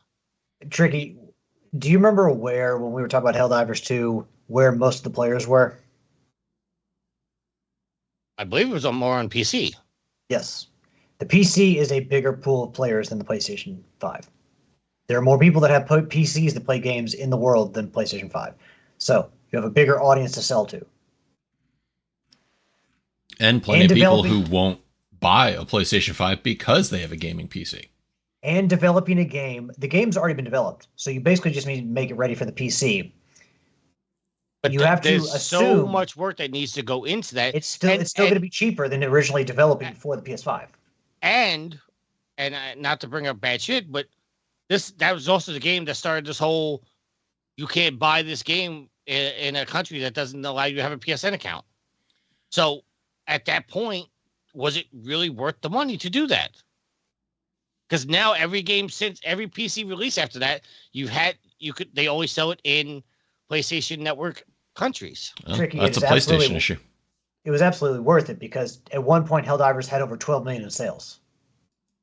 They made their money back on Helldivers. Like everybody made their money back on Helldivers. So I think you're missing my point is the fact that you're now paying these people to make a PC port of the game, but you're not even selling it in every available market anymore, or every available PC market, I should say. But the main markets you're going to sell it in, the US, the UK, Canada, Mexico, a lot of like Alex said, the number of PC gamers is, you literally can quantify it because you look at what it is. Listen, Palworld just had a free update and they knocked their concurrent players back up to 200,000 people. Okay. You're talking like 50 in tens of millions to port the Spider-Man 2 over to PC. I don't think that number is anywhere near where you might think it is, because yes, you would have to make up those sales, but developing the game from the ground up would be a much harder, much more expensive task. But porting it over, there's tools they have, there's things they do. It's just going into all the extra options. Going back to what you talked about earlier, was you have to adjust and account for all the various different configurations that are out there. Really, what you're trying to do is make sure the game doesn't crash all the time on a PC. That's really what the porting is. All right. We've been on this subject for a long while. Matt, let me go ahead, Alex, and we'll close it up. So to answer the original question, I do think games like this are necessary, but I think that you don't have to have a $200 million, $300 million game, that costed that to make, come out. That doesn't need to be every game you make. So you need to be wiser with your financials. Yes, there needs to be a mix of games on your console. You need indie games, you need multiplayer games, you need all this different stuff. So these bigger blockbuster games, these AAA games, or if you're Ubisoft, a quadruple A, are they necessary? Yes. But you also need to maybe have fewer generation. You don't need to try to make all of your studios work on a AAA game every time. So just be more judicious about it. And yes, these games do have their place. They're just part of the mix. They're not, such an overriding section of your portfolio. And Sony, for the longest time, was relying on that type of game to sell their console. In chat, Will says Helldivers 2 owes him money for pain and suffering. I'm sorry that you hate fun, Will. But what we don't hate here are listener questions. All right, before I hit the sound button, I just want to address somebody, one of the fans is listening to the show but didn't type it in the chat. They were questioning my wardrobe choice right now. Yes, I am wearing a Trophy Horse tank top over a thermal. I didn't feel like really putting on a sweater, but I wanted to rep Trophy Horse, but it's too cold just to wear a tank top. So, yes, that's what I'm doing. Time to check my social media, yeah. All right, let's get some of these troll questions out of the way so we can get to some of the good questions. And first up, what Tricky would say is the trolliest of the troll questions from Corey. After watching the Rangers lose again and again, what games gave you the same disappointment or joy this year? Tricky, do you want to stew on that for a bit? Or you good with... I'm not answering it. Okay. Yield, any games give you the disappointments this year? Let's see. Let's scroll back down here. Well, while you're looking at that, I'll give you. Okay, go ahead. Steamroll, I played it, and it was a fun little puzzle game. I was disappointed in the fact of how quickly you earned the platinum.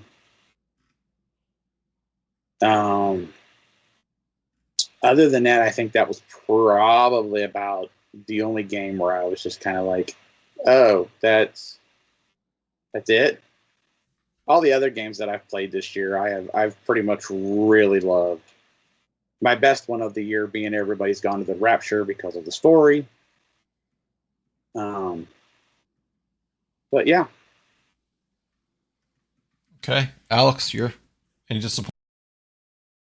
Honestly, I don't know that anything that I played this year could disappoint me nearly as much as the New York Rangers, but I did have a couple games that didn't provide what I quite expected. Reader's Rewind, I talked about that recently. Not a complete disappointment, but I definitely think the game could have been more. It doesn't deserve to be mentioned in the same breath as Shredder's Revenge because it's just not nearly as good of a game. But I do think there is room there for them to improve it. But unfortunately, based on my first playthrough when it first came out, it's just kind of more. It wasn't what I expected. It was more disappointing. I definitely think that they left a lot on the table with that game. I said the biggest disappointment of my year was probably Ratchet and Clank Size Matters, the PSP game that they brought to the PlayStation Network on the Classics Collection this year. Just not a great game in general. Not a great Ratchet game. Just I know it was a handheld console game, but still, it was a very underwhelming Ratchet experience. And Ratchet games usually are a safe bet. You know what you're going to get out of a game, and that one was just not very good. For me, it was going to be Dragon's Dogma 2. I was looking forward to the game, and I was fairly underwhelmed by some of the systems, some of the jankiness of it, some of the technical issues. I was hoping for a good RPG from Capcom, and unfortunately, it just did not hit the mark at all. So, at least for me. So that's my biggest disappointment this year. You know what? I'll give an answer, and I don't even know it was this year. The day before, I'm disappointed that game turned out to not really be a game. It was just in all honesty, I from the trailers and everything, I wanted that game to be real and to be good, and that was just a major disappointment that turned out to be a scam. That was late 2023, but it was barely yeah, because remember it was December, and then it barely survived into 2024 before they pulled the plug. Rick, it survived longer than Concord. That's sad. It is sad. Yeah. Actually, no, it ended after 4 days. Well, they pulled it after 4 days, but they tried to keep the servers on for like 2 weeks.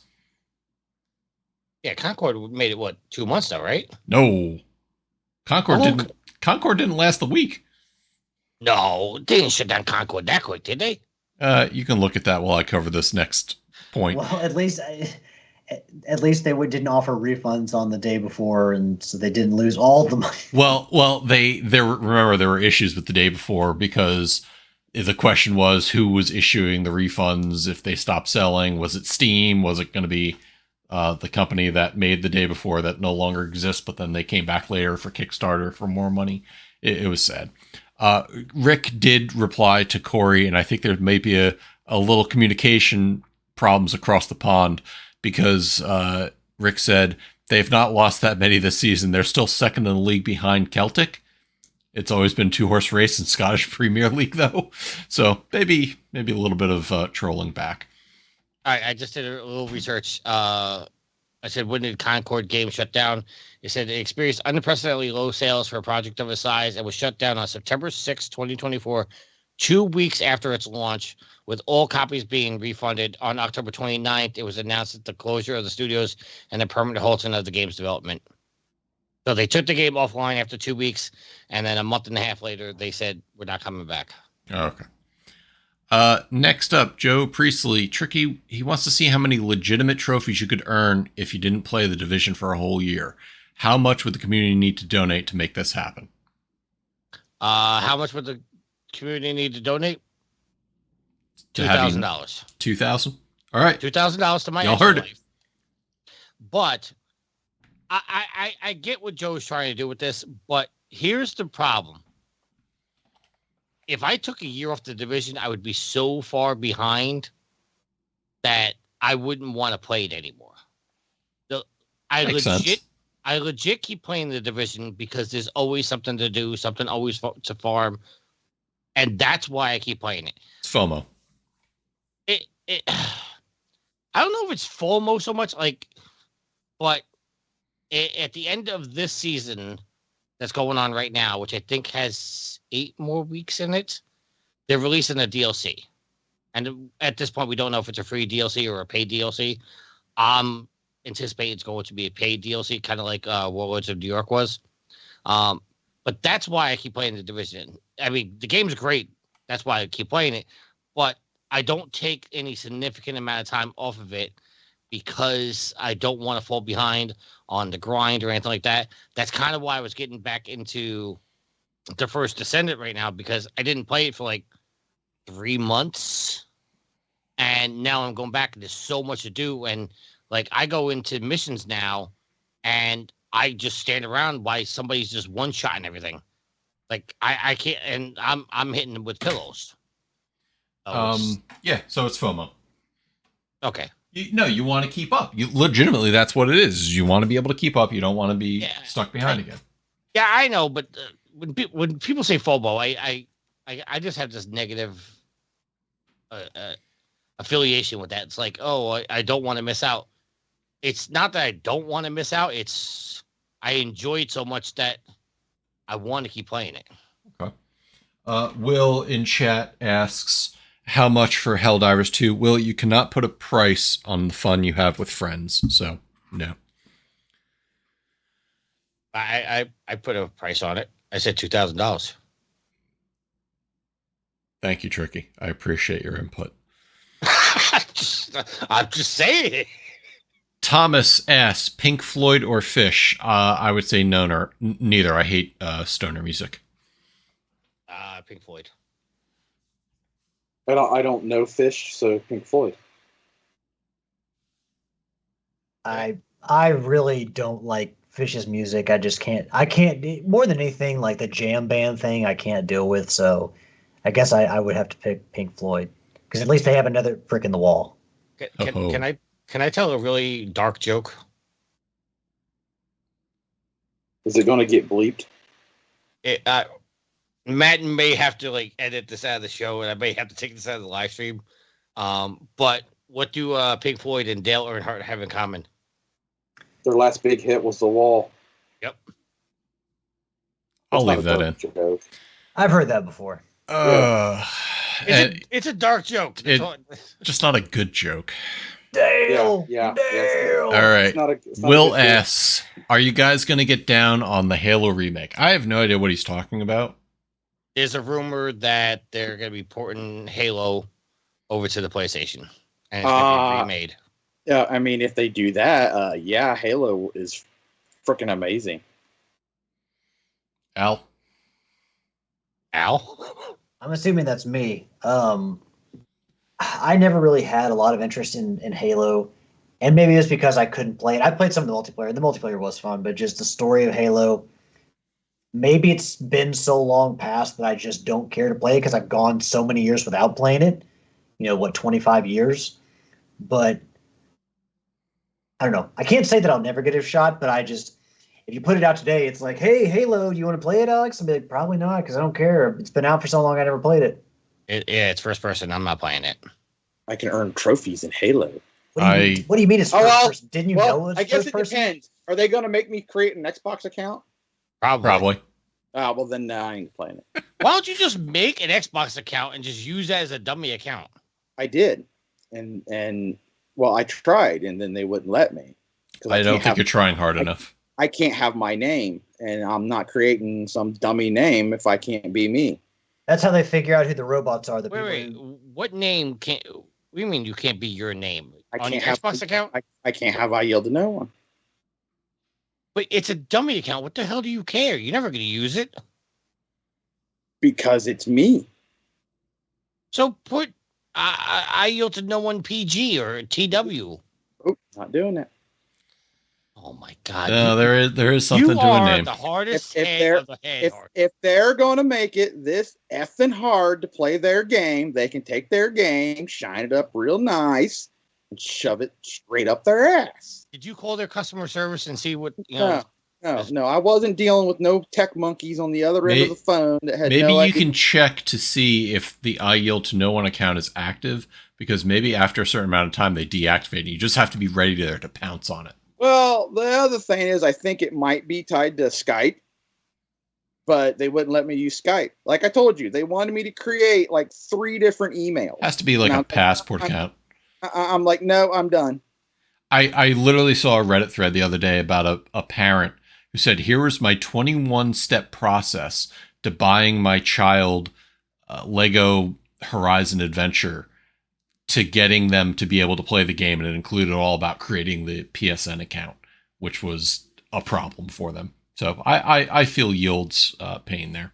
I feel his pain too. I just think that he's stubborn in some aspects of it. That's all.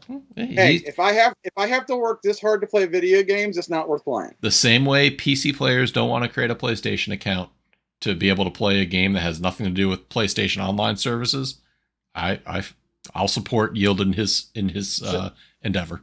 I got 2 questions. So did you have to create a PlayStation account if you played Lego Horizon on the Switch? Yes. Second question. Yep. Yield, you weren't going to play Sea of Thieves because your name was taken? No, can I answer Yield to simplify it? Yield you have to link Sea of Thieves to a Microsoft account. Yield tried 3 different emails to link it, and none of them were working.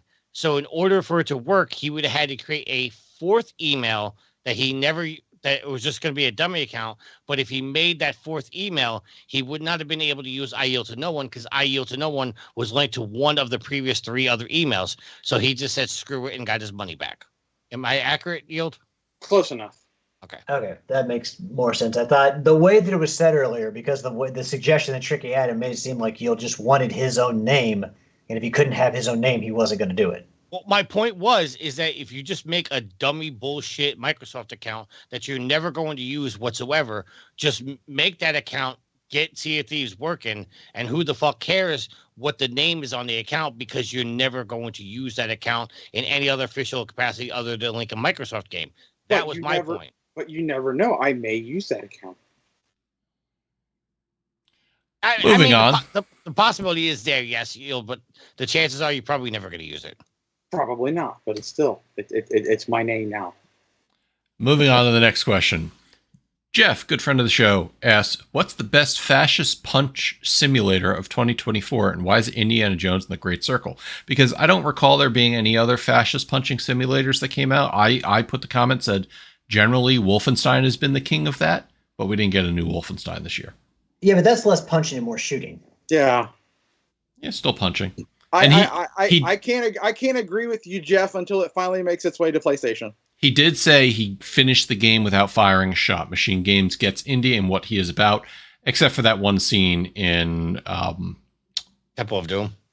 Raiders of the Lost Ark. Raiders No, it was Raiders of the Lost Ark. Yeah, he was pretty quick to shooting. And that was only because he was sick. I thought he shot a guy.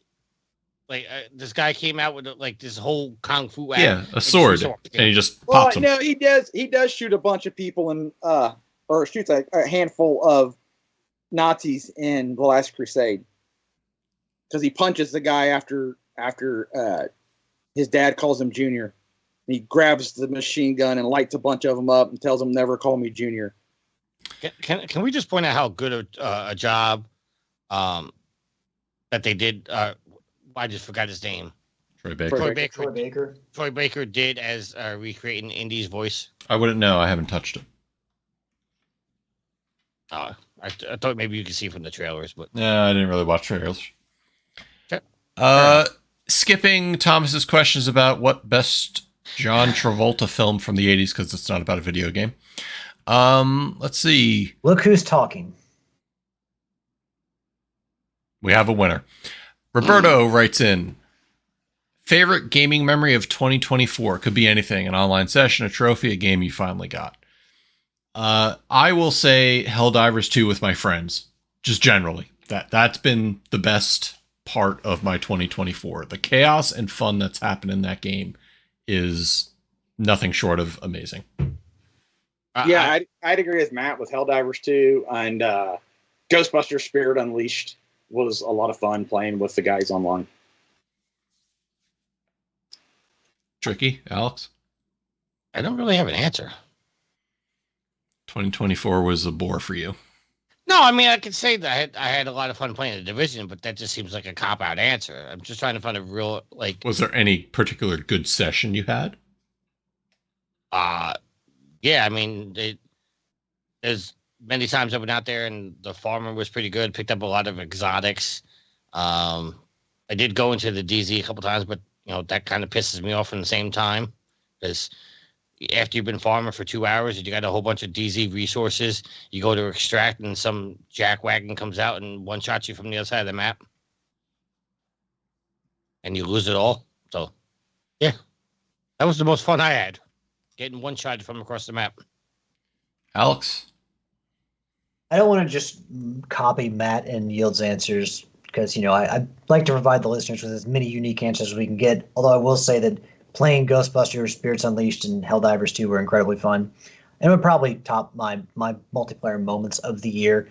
But really, I would have to say it's between two things. And because I, you know, talk so much about, lavish so much praise and time on Sly Cooper 2, Sly 2 and 3 coming to the network before the end of the year was phenomenal.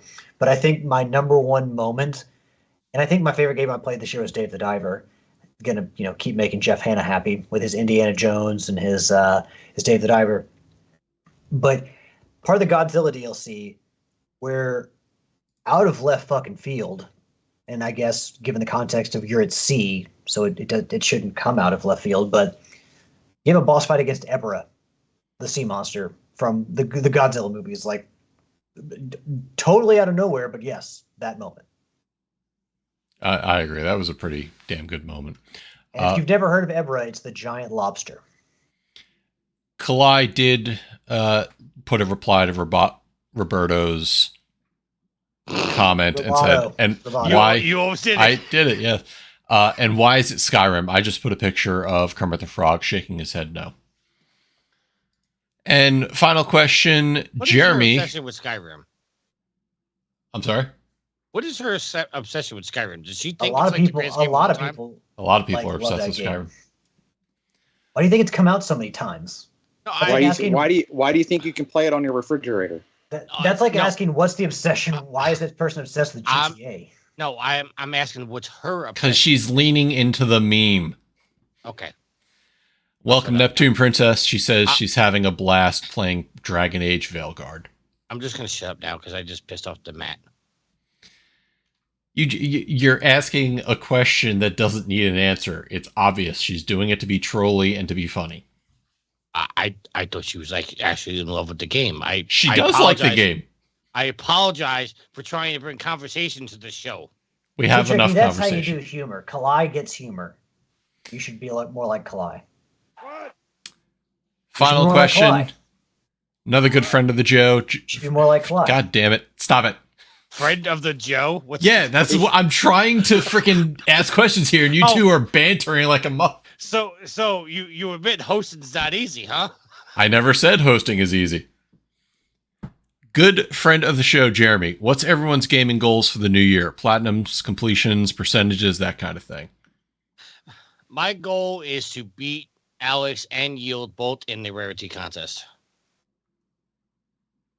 That's a lofty goal. I didn't say it was going to be easy. I said that's my goal. That is a lofty goal. You're going to spam your way to the top, aren't you? I can't spam my way to the top because I can't get points for spam. And it's going to be a lofty goal for you. I hope you do it. I have some plans in the making. I don't know if they're going to be successful, but I do have some plans in the making. Alex, you have any goals? Well, first and foremost, Platinum Trophy Sly Cooper 3, Honor Among Thieves. That's numero uno because it's going to be the first game I play when either on New Year's Eve or on New Year's Day itself, because I'll have New Year's Day and the following day off from work. So be able to put some serious pedal to the metal there. Tricky what? I was just saying, I think that's the only Sly game I have not gotten the platinum in. Well, maybe you should play it and get the platinum trophy. But in a more general sense, I don't really know for what games look like coming out next year. I'm not going to play Assassin's Creed Shadows because I'm just not GTA excited 6. by Assassin's Creed anymore. It has nothing to do with the controversy surrounding Ubisoft and their choices. It's merely with the fact that I'm not excited by Assassin's Creed at all. Is Ghost of Yotei coming out next year? It's scheduled to. Possibly. Well, then I have the goal of platinuming that game next year. But it is a more general goal. Just game more meaningfully. You know, as years have gone on and I've added more and more trophies to my list, I look back at the games and I don't want to and this is not a shot at Tricky. It's going to sound like it, but I don't want to be like Tricky where I have 1,000 platinum trophies and I look back at a bunch of meaningless bullshit and I'm like, I guess I played that. I want to look back on the game and be able to remember it and enjoy it and just be grateful for playing it. And sometimes I don't know if anyone else does this. I will go back through my trophy list and look at old trophies that I earned just to get a refresher from the games that I played. Be like, oh yeah, that happened, and oh yeah, that was a boss. So I just want to I'm going to get to 200 platinum trophies next year because I'm only 14 away. But I guess just more importantly than anything, play games that are more meaningful and just continue down that path rather than just rack up numbers for the sake of racking up numbers. I hope for whatever reason you don't hit your goal now because you were mean to me. How was I mean to you? I don't want to be like Tricky and have just platinum and then you do the hell they are. But he prefaced it with saying he doesn't want to sound like an insult. Look, how many times you know that's just gonna go, hey, no offense, but I'm gonna say something offensive. Look, how many times have you come on the show and said that I got platinum trophies this week, but they're not worth talking about? Just about every week. What? I haven't done it in 6 months. I said, has it really been that long? It has not been 6 months. He's bullshitting. I'm going to go 4 weeks tops. No. So you have frequently come on the show and talked about how you don't even want to mention games you platinum because they're so meaningless. That is my point. I think it is a fair thing to say that, look, you have what you want. You have a huge stack of platinum trophies. You got a big old number, and that's what you care about. My last rat plat was on my birthday in September. Okay, that's not 6 months, but 4 months. Sorry, that's not 4 months. it is 4 months. No, Well, technically 3. Math with Tricky Mick. But again, I don't mean it as an insult to Tricky, but I think that is a fair thing to say that he has a lot of trophies on his list that he could care less about. Like, I believe Tricky cares about Horizon Platinums. I believe Tricky cares about Uncharted Platinums. If he had the original Last of Us Platinum trophy, I'm sure he would care about that. But I care about that. I refuse. I absolutely refuse to go back and play that game on, what is it, Survivor difficulty? I just refuse to grind out the multiplayer. Oh, and just for the record, before that, the last Rat Plat before September was back in July. So outside of the one I popped on my birthday because it was my birthday, it's been 6 months. No, it hasn't. You don't get to just delete a game because it happened on your birthday. Speaking of birthdays, Saber writes in chat something about it being his birthday and Will People birthday. I thought it was a different day, but regardless, happy birthday. If it is, and if it's not, happy unbirthday. Wait. Will People birthday? Yeah, I don't know. It's a Thomasism. Okay.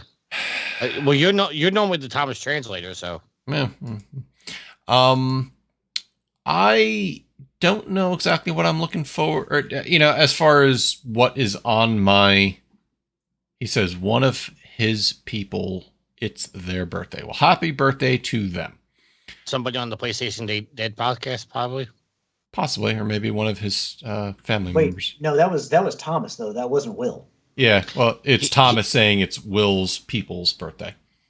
Oh, okay. One of Will's people. All makes sense. Family members. There we go. All right. I don't know if I have any goals. Maybe I could always say just beating more single player games, just getting some more games that I spent my money on and actually beating them. I just looked at my Steam purchase history and yeah, I don't want to do the math. It'd be embarrassing. Yeah, going back and looking at what you've bought and what you haven't played yet, it is a little disheartening if you try to sit back and think of the money you spent. Yeah. Keep them guessing, Saber. That's why I just don't think it. Saber does say, even though Facebook said it's yesterday, his is today, I don't like to give them correct information. They know, Thomas. Everybody knows. All right. That is it for our questions. And that brings us to our topic of the week, which is a little bit different. I didn't know Jeremy was going to ask the question. He did. I don't get to answer mine. Oh, I am very sorry. Wow. Can't believe you did that to Yield. Wow. That's so. Do you guys care if I mute Tricky? No, we don't care. All the shit you guys give me when I do it all the time in Rocket League, Matt. Yeah, it's okay. He literally does. The second I start talking about anything that's not Rocket League, it's mute. He gets muted. But all the shit you guys give me when I host, and I give a little shit back, and the first answer is, can I mute him? I didn't say anything. That was not you. Not you. Okay. Matt said it. All right. I got your back. Oh, okay. Neptune Princess says mute me faster. Anyway, so I will go with my always that I want to average at platinum a month. Now that I'm above 70% completion percentage in PlayStation profiles, I would kind of like to stay above 70%. There are a few games that I would like to go back and finish. The last Tomb Raider game, I think it's Rise of the Tomb Raider. No, Shadow of the Tomb Raider. I need to go back and finish my last playthrough and get a few oddball trophies and do that, and maybe do the DLC. I picked it up super cheap this year. There are slated a lot of games coming out this year that I want to play, but I also have a slate of backlog games that I need to play, like the Spider-Man games that I need to work in and play. So I'm going to try to do that. Doesn't mean that it'll work. And then since Tricky's going to push so hard to beat me, I at least want to stay in the Premier League, as it would, of Garrett's trophy competition. Ow, using a football reference. Wow. I am. See, I don't really care for soccer, but I'm bringing it full circle here. It's football. No, it's soccer. I'm just messing with We have football. They have soccer. All right, are you done, Yield? I'm done. We can go on. Is anybody really pressing to get out of here? Because I know we're approaching the 2-hour mark, but I've been sitting on something for 2 weeks, and I kind of wanted to get this off my chest. You're Say pregnant. it's 9:00, but Okay. In lieu of the topic of the week, which we covered basically for 2025 already with Jeremy's question, Tricky, please go ahead. I'm sorry. I didn't mean to derail the show. I just this has been on my mind for 2 weeks now. Have you guys seen the pushback on the reveals of Intergalactic and The Witcher 4? Are you guys aware of any of it? Okay. So I haven't. So cue me in. What am I missing? Alex, are you aware of it or no? I've seen a little bit for Intergalactic, but not necessarily for The Witcher. I saw more of the pushback for having Henry or them replace what's his name. It's that you're now playing a Ciri instead of Geralt. Right. All right. So you have seen both trailers, correct? Yes. Okay. Alex, you've seen both trailers? Not Witcher 4. Okay. So the pushback on The Witcher 4 is, one, they're saying they made her purposely look uglier than what she was in previous games. Oh, yeah, I heard this shit. Okay. They're saying that she cannot be a Witcher, and I don't know Witcher lore, but apparently she's not able to be a Witcher because she's a woman, and they don't know the choices they're making with that, and that they've gone woke and all this other stuff. And that also leads into the pushback with Intergalactic, is because now they're saying that Naughty Dog has gone full woke. Why do we have to have a lesbian who shaves her head in space and all this other stuff? And they intentionally made her ugly. I'm not going to speak on The Witcher because I'm not a big fan of that series. But particularly when it comes to Intergalactic, we don't know fucking shit about that game other than that trailer. We don't know that she's a lesbian. There could be a perfectly logical reason why she shaved her head. Also, why the fuck are people making judgments about games that they don't know a fucking thing about? I'm sorry, maybe I'm biased, but Naughty Dog has delivered on every game they've made. They've never been a problem.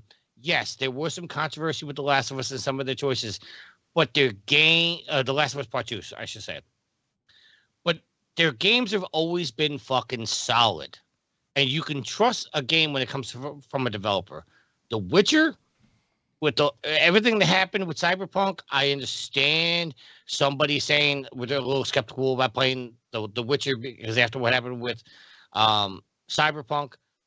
But please, for the fucking love of God, and I know I'm screaming into a wall here, stop with this bullshit. Stop judging the game before we have any other fucking details about it. Just be glad Naughty Dog is doing a fucking different IP than they normally do, because everybody thought The Last of Us Part 3 was coming. Now we're getting a brand new IP, and everybody's bitching and moaning because they're featuring a game with a lesbian in space. Well, shut the fuck up. If any space of these lesbians, my dreams are come true. People thought that now is when Naughty Dog went full woke, and I'm using air quotes there because I hate that fucking word. They obviously never played The Last of Us Part 2. So, Tricky, I will expand on what you said, and who gives a shit if the lead character's a lesbian or straight or whatever, or trans? Who fucking cares? Why does it matter to people so much? Why do people get so bent out of shape over this bullshit? It's stupid. Put your energy towards something important. Listen, so as far as The Witcher goes, and I'll speak to this, I can get the argument that people are saying that a woman can't be a Witcher based off of the book history and lore. I get that. You're going against some lore, some predetermined background that is there. What I don't get is where these people are coming off and saying they made Ciri ugly compared to how she was in Witcher 3. Fuck off. I don't care. She's fighting monsters. Are they going to make a good game? I hope so. Why are we complaining about a game based on how perceived attractive the characters are? Again, why does it matter? Because their fragile masculinity needs to be because people validated. Are saying I'm sorry, Matt. I talked over you. People are saying that every female character needs to be overly attractive. And that's just not fucking true. Weren't there for the longest time complaints about over-sexualizing video game characters? Yes, and now we flipped the fucking script, it makes no fucking sense whatsoever. I'm sorry for cursing, for everybody that's listening.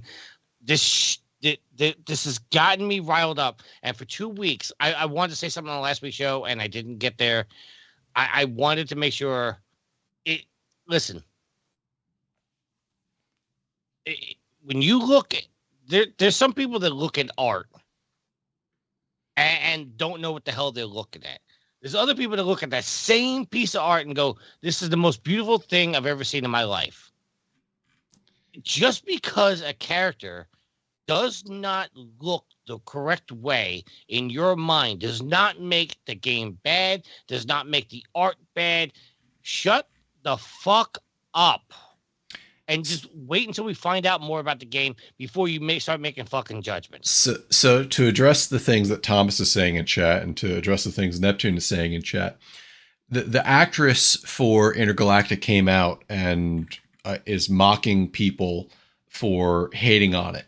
And the reason why they're doing that is because they're getting attacked for the way they look, for this perceived notion that Naughty Dog is doing this for some quote-unquote woke agenda. We know nothing about the game. We know nothing about the protagonist's backstory. We have no idea about any of that stuff. So as a result, the actress is getting attacked unfairly. And as a result, as a human, they're going to fight back. I don't blame them. Maybe not the best move commercially, but, people are going to people, regardless, whether you're on the toxic masculinity or fragile male mental side or not. The discussion about series, she's fighting fucking monsters. She's gonna get beat up. She's gonna look a little different than she did the last game. What is she supposed to look drop dead gorgeous all the time, fighting fucking hags and cockatrices out in the fucking wilds? No. Listen, I don't care about her toxic behavior beforehand, Saber. I care about people attacking games unjustly without knowing any of the backstory. So, frankly, if you say you hate the game because there's a woman protagonist and the way she looks, fine, don't buy it. Same thing that Sean Layden said in the past. If you don't like the way a game is, don't buy it, don't play it. Now, if it bombs, what's your phrase? Speak with your wallet. Yeah. Vote with your wallet. If you want to talk about if the game bombs, why is it? Because people make controversy out of something out of nothing. Concord failed because nobody wanted that style of a 5v5 shooter. Marvel Rivals is succeeding because people wanted that IP, as opposed to all these other things that are out there. What did I saw recently? A Sony executive came out and said, I don't understand why people didn't see Madam Web or Craven. They're not bad movies, but I feel like people and critics just unfairly weighed in on it. So, yeah, people are going to look at it and say, well, that's shit. And other people are going to hold off because they're not sure of new IPs or reimagining of IPs. What Tricky said is Naughty Dog has a proven track record for their games. And until I see something that makes me think otherwise, I'm giving this game the benefit of the doubt. And no, Saber, everybody generally is saying Craven was dog shit. Yield, have you chimed in on this yet? I don't want to forget you. No, I haven't.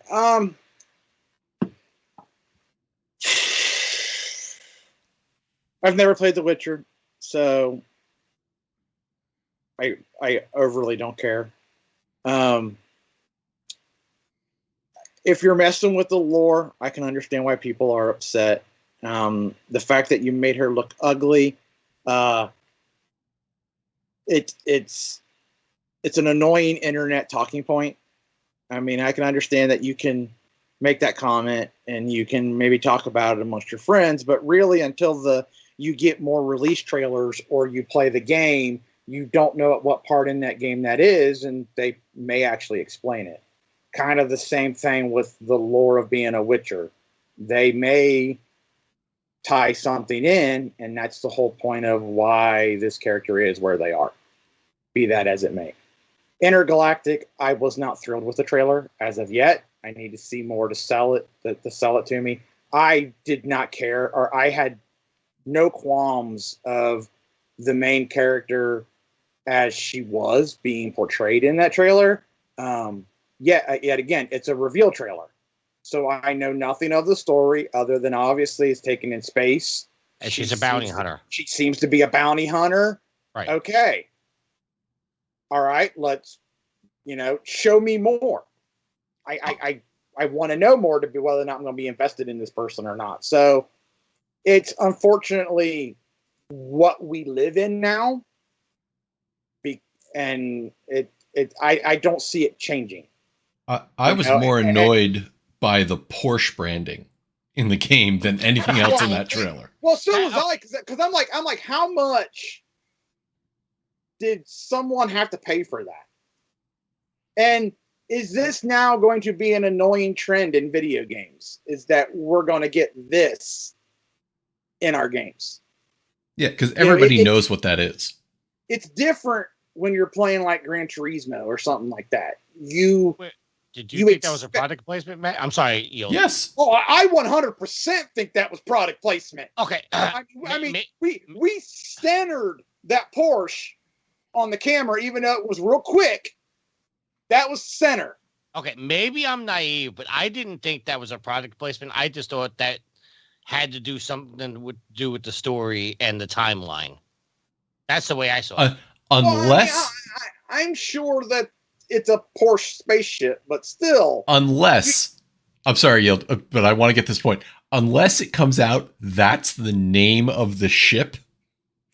Until then, I'm calling it product placement. Oh no, I have no problem seeing it your way, because now you guys said it was product placement. It does make sense, but I'm just saying initially when I saw that, I just thought that was like a clue to the time period. They can't use that font. That is Porsche font. They can't use that unless they pay Porsche money. That is very true. But just to make my point, and Yield and Matt, they can answer this. There was controversy. Alex can answer it. Well, you haven't played the game yet. I don't think you're going to play the game. But there was a lot to do with how ugly they made K-Vess in Outlaws. Okay. Yep. Is her look, the way she look, does it in any way, shape, or form affect how much you're enjoying that game?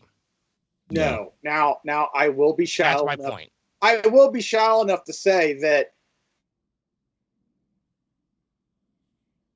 I am kind of disappointed by it, and I can't put my finger on why.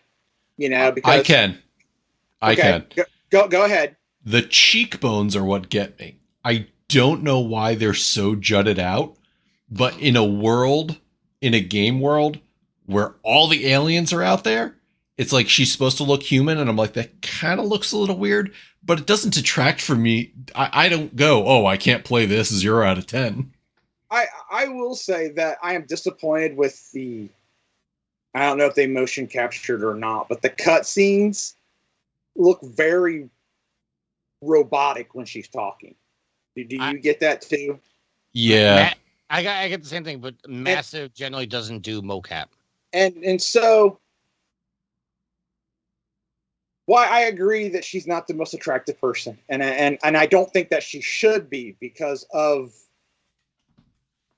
you're a bounty hunter. I'm not saying bounty hunters can't be hot. I've said this. If you're an exceptionally attractive outlaw, that shit tends to get noticed. Well, yeah, exactly. But my biggest problem with the game, and I don't know if you heard me last week, Tricky, but is that and it's the personal opinion, I felt I was being sold a seasoned bounty hunter, and I didn't get that. And even where I'm at in the game, she's still being portrayed as she's stumbling over herself. And I'm like, lady, we're far enough into this gig now that you should not be stumbling this much over yourself. You should be kind of you're confident now in what you're doing at least. And I still don't get that feeling. And I'm just like, I feel they're missing some things in her character development. I can't really respond to it. To what you're saying, other than to say keep playing the game. Well, I'm going to, because like I said, I'm enjoying the game. There are just a few things that I'm just kind of like, man, this would be so much better if. Well, that's why I'm saying I can't really respond to it. I'm just in answer to all your disappointment so far. All I can say is just keep playing the game. Okay. That being said, I never felt like the fact that I was being sold a seasoned bounty hunter. I can't really say that I had the thought like saying she was new or she was seasoned, but I didn't get that feeling. So I get what you're saying, Yield. But even if that was the case, I don't think I would have been disappointed in that, because I kind of like the origin story of somebody from the start. You know what I'm saying? Yeah. Not to go back to The Last of Us, but one of the reasons why I like The Last of Us so much is because we had that opening sequence with Joel and Sarah, and you could see Joel just being an everyday man, just trying to raise his daughter. And you could see, when it cuts to 20 years later, you could see why Joel went to where he was. Where I don't think The Last of Us story and us believing in Joel would have been told, or we wouldn't have understood or related with him so much if we hadn't gotten that opening hour of cutscenes with him and Sarah. And I also thought about this the other day, and I know this is an open-ended question, don't really want an answer to it, but where the hell is Sarah's mother? I never got that answer. It's a great question, but not one we're going to get an answer to right now. Nope. But yeah, I'll get off my soapbox. I wanted to mention this last week, but I didn't get to it. But this shit's been irritating me ever since the Game Awards, and everybody's losing their goddamn minds over this. Go ahead, Alex. I'm sorry. Just a couple of closing thoughts. I'm sorry for interrupting. I can understand if you're thrown off by a character looking uncanny valley, like if they're supposed to look human and they kind of look human, but they also look kind of monstrous. Like, I understand that can throw you off. Complaining and making such a big stink about a computer-generated character being unattractive is so fucking weird and creepy. Like, these people who make these games don't want you jacking it to their games. Also, Naughty Dog, including characters of many different backgrounds and types and sexualities, it's not an agenda, because straight people and gay people and transsexuals, they all exist in the real world. It is the world. It is our reality. It's not an agenda. So get the fuck over it. Like, don't buy the game then, but get the fuck over it, because having people of different sexual orientations or different sexualities or people who may have transitioned, that's what we live in. Those people are part of society. So it's not an agenda to have someone besides a straight white male as your main character. Sorry, that's all I need to say. And I'll just make my last final comment.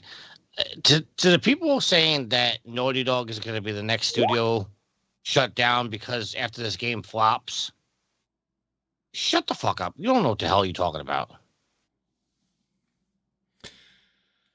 Well, this show certainly took a direction I wasn't expecting, but I'm sorry. I think it was a good discussion. But that being said, we are over 2 hours, and I would like to go to bed sometime soon. So we will conclude with our shout-outs. Yield? Shout out to Matt, Alex, and Tricky for recording tonight. Shout out to everybody who showed up in chat and hung out and threw us questions and interacted with us. That's awesome. Shout out to all the pimps and the madams of the Whoredom. Thank you for listening, downloading, hanging out with us. Shout out to Gareth for your not only your contributions to the community, but your rarity trophy competition. Remember, everybody, vote for Red Dead 2. There's already Cole saying that you're going to win. It looks like it's a runaway right now, but hey, I'm going to be a politician here. Vote for Red Dead 2. Shout out to all my family members hanging out with you for the holidays. It was nice. It was fun. It's kind of brought back to what holidays should be. So that was nice. And I think that'll do it for me. Happy New Year, everybody. The show is actually coming out on New Year's Day. If I get it done in time. Alex. Just like our last episode came out on Christmas. I do want to make a note that I said transsexual earlier, and what I was looking for transgender, so I do want to make that correction. But no, I want to give a shout out to the listeners, the fans, the fuel to the fire, the Trophy Horse. Thank you all for keeping us going strong, throwing logs on that fire, and following us into 2025 as part of the Trophy Horse Army. Give a shout out to my co-host Tricky, Matt, and to Yield, and as well as a shout out to Sucker Punch for giving birth to the Sly Cooper franchise. What an amazing game series that I have been grateful to relive this year, and I'm looking forward to playing 3 again as well to see if what I remember and the same quibbles that I had with it before, or the things I liked about it, the things I didn't like about it, if I've changed any in my taste and what I feel. And last but not least, give a shout out to my awesome and loving girlfriend Ashley, who gave me this snazzy new camera, which seems to be working out pretty decently. Fingers crossed, but it definitely seems to be working out better than that old, outdated camera that I was using. All right, Tricky. Yeah, just shout out to everybody that's been around. My brain's kind of fried right now because I'm still in everything I'm going through. You're surrounded by Tupperware. I am surrounded by it's technically not Tupperware. It's Lock and Locks. They're Tupperwares. Oh my god, it's Tupperware. No, okay, It is the same idea, but Tupperware is a brand. Lock and Lock is a brand. My mother had an unhealthy obsession with Lock and Locks. There's probably 2,000 of them around here.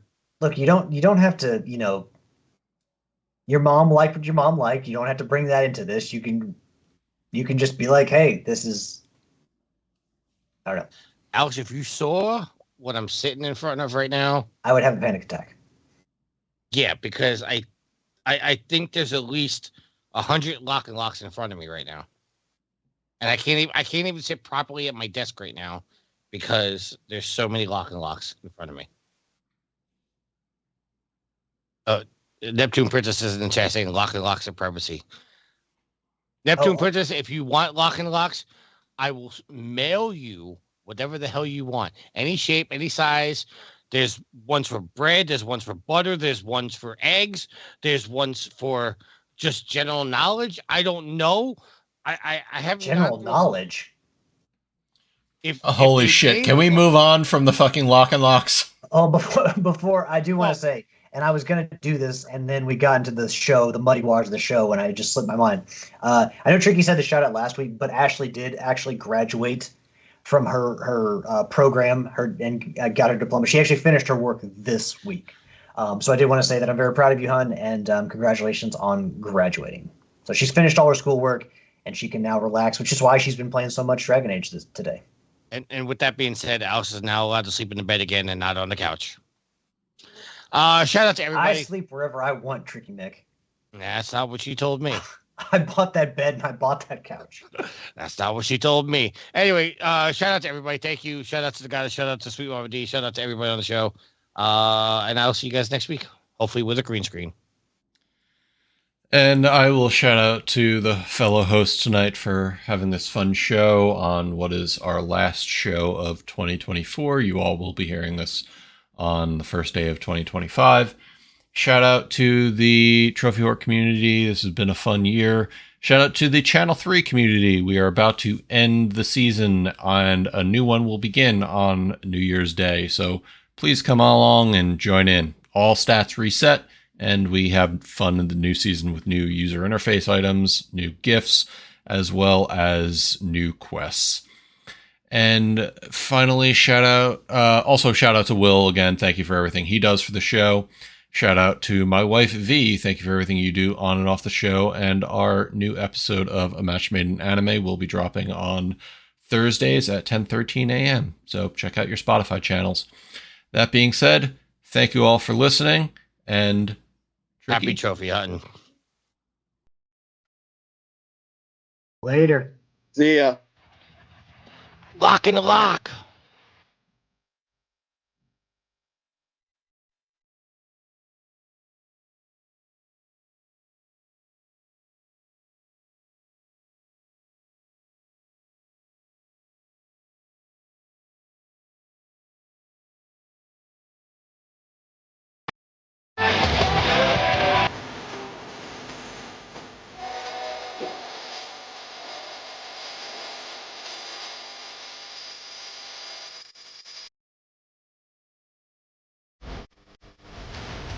The theme song is Venus by the band Eden off their album Z. Permission granted by the band and Buckstone Records. You can find them on Facebook by going to www.facebook.com/EdenPhilippines.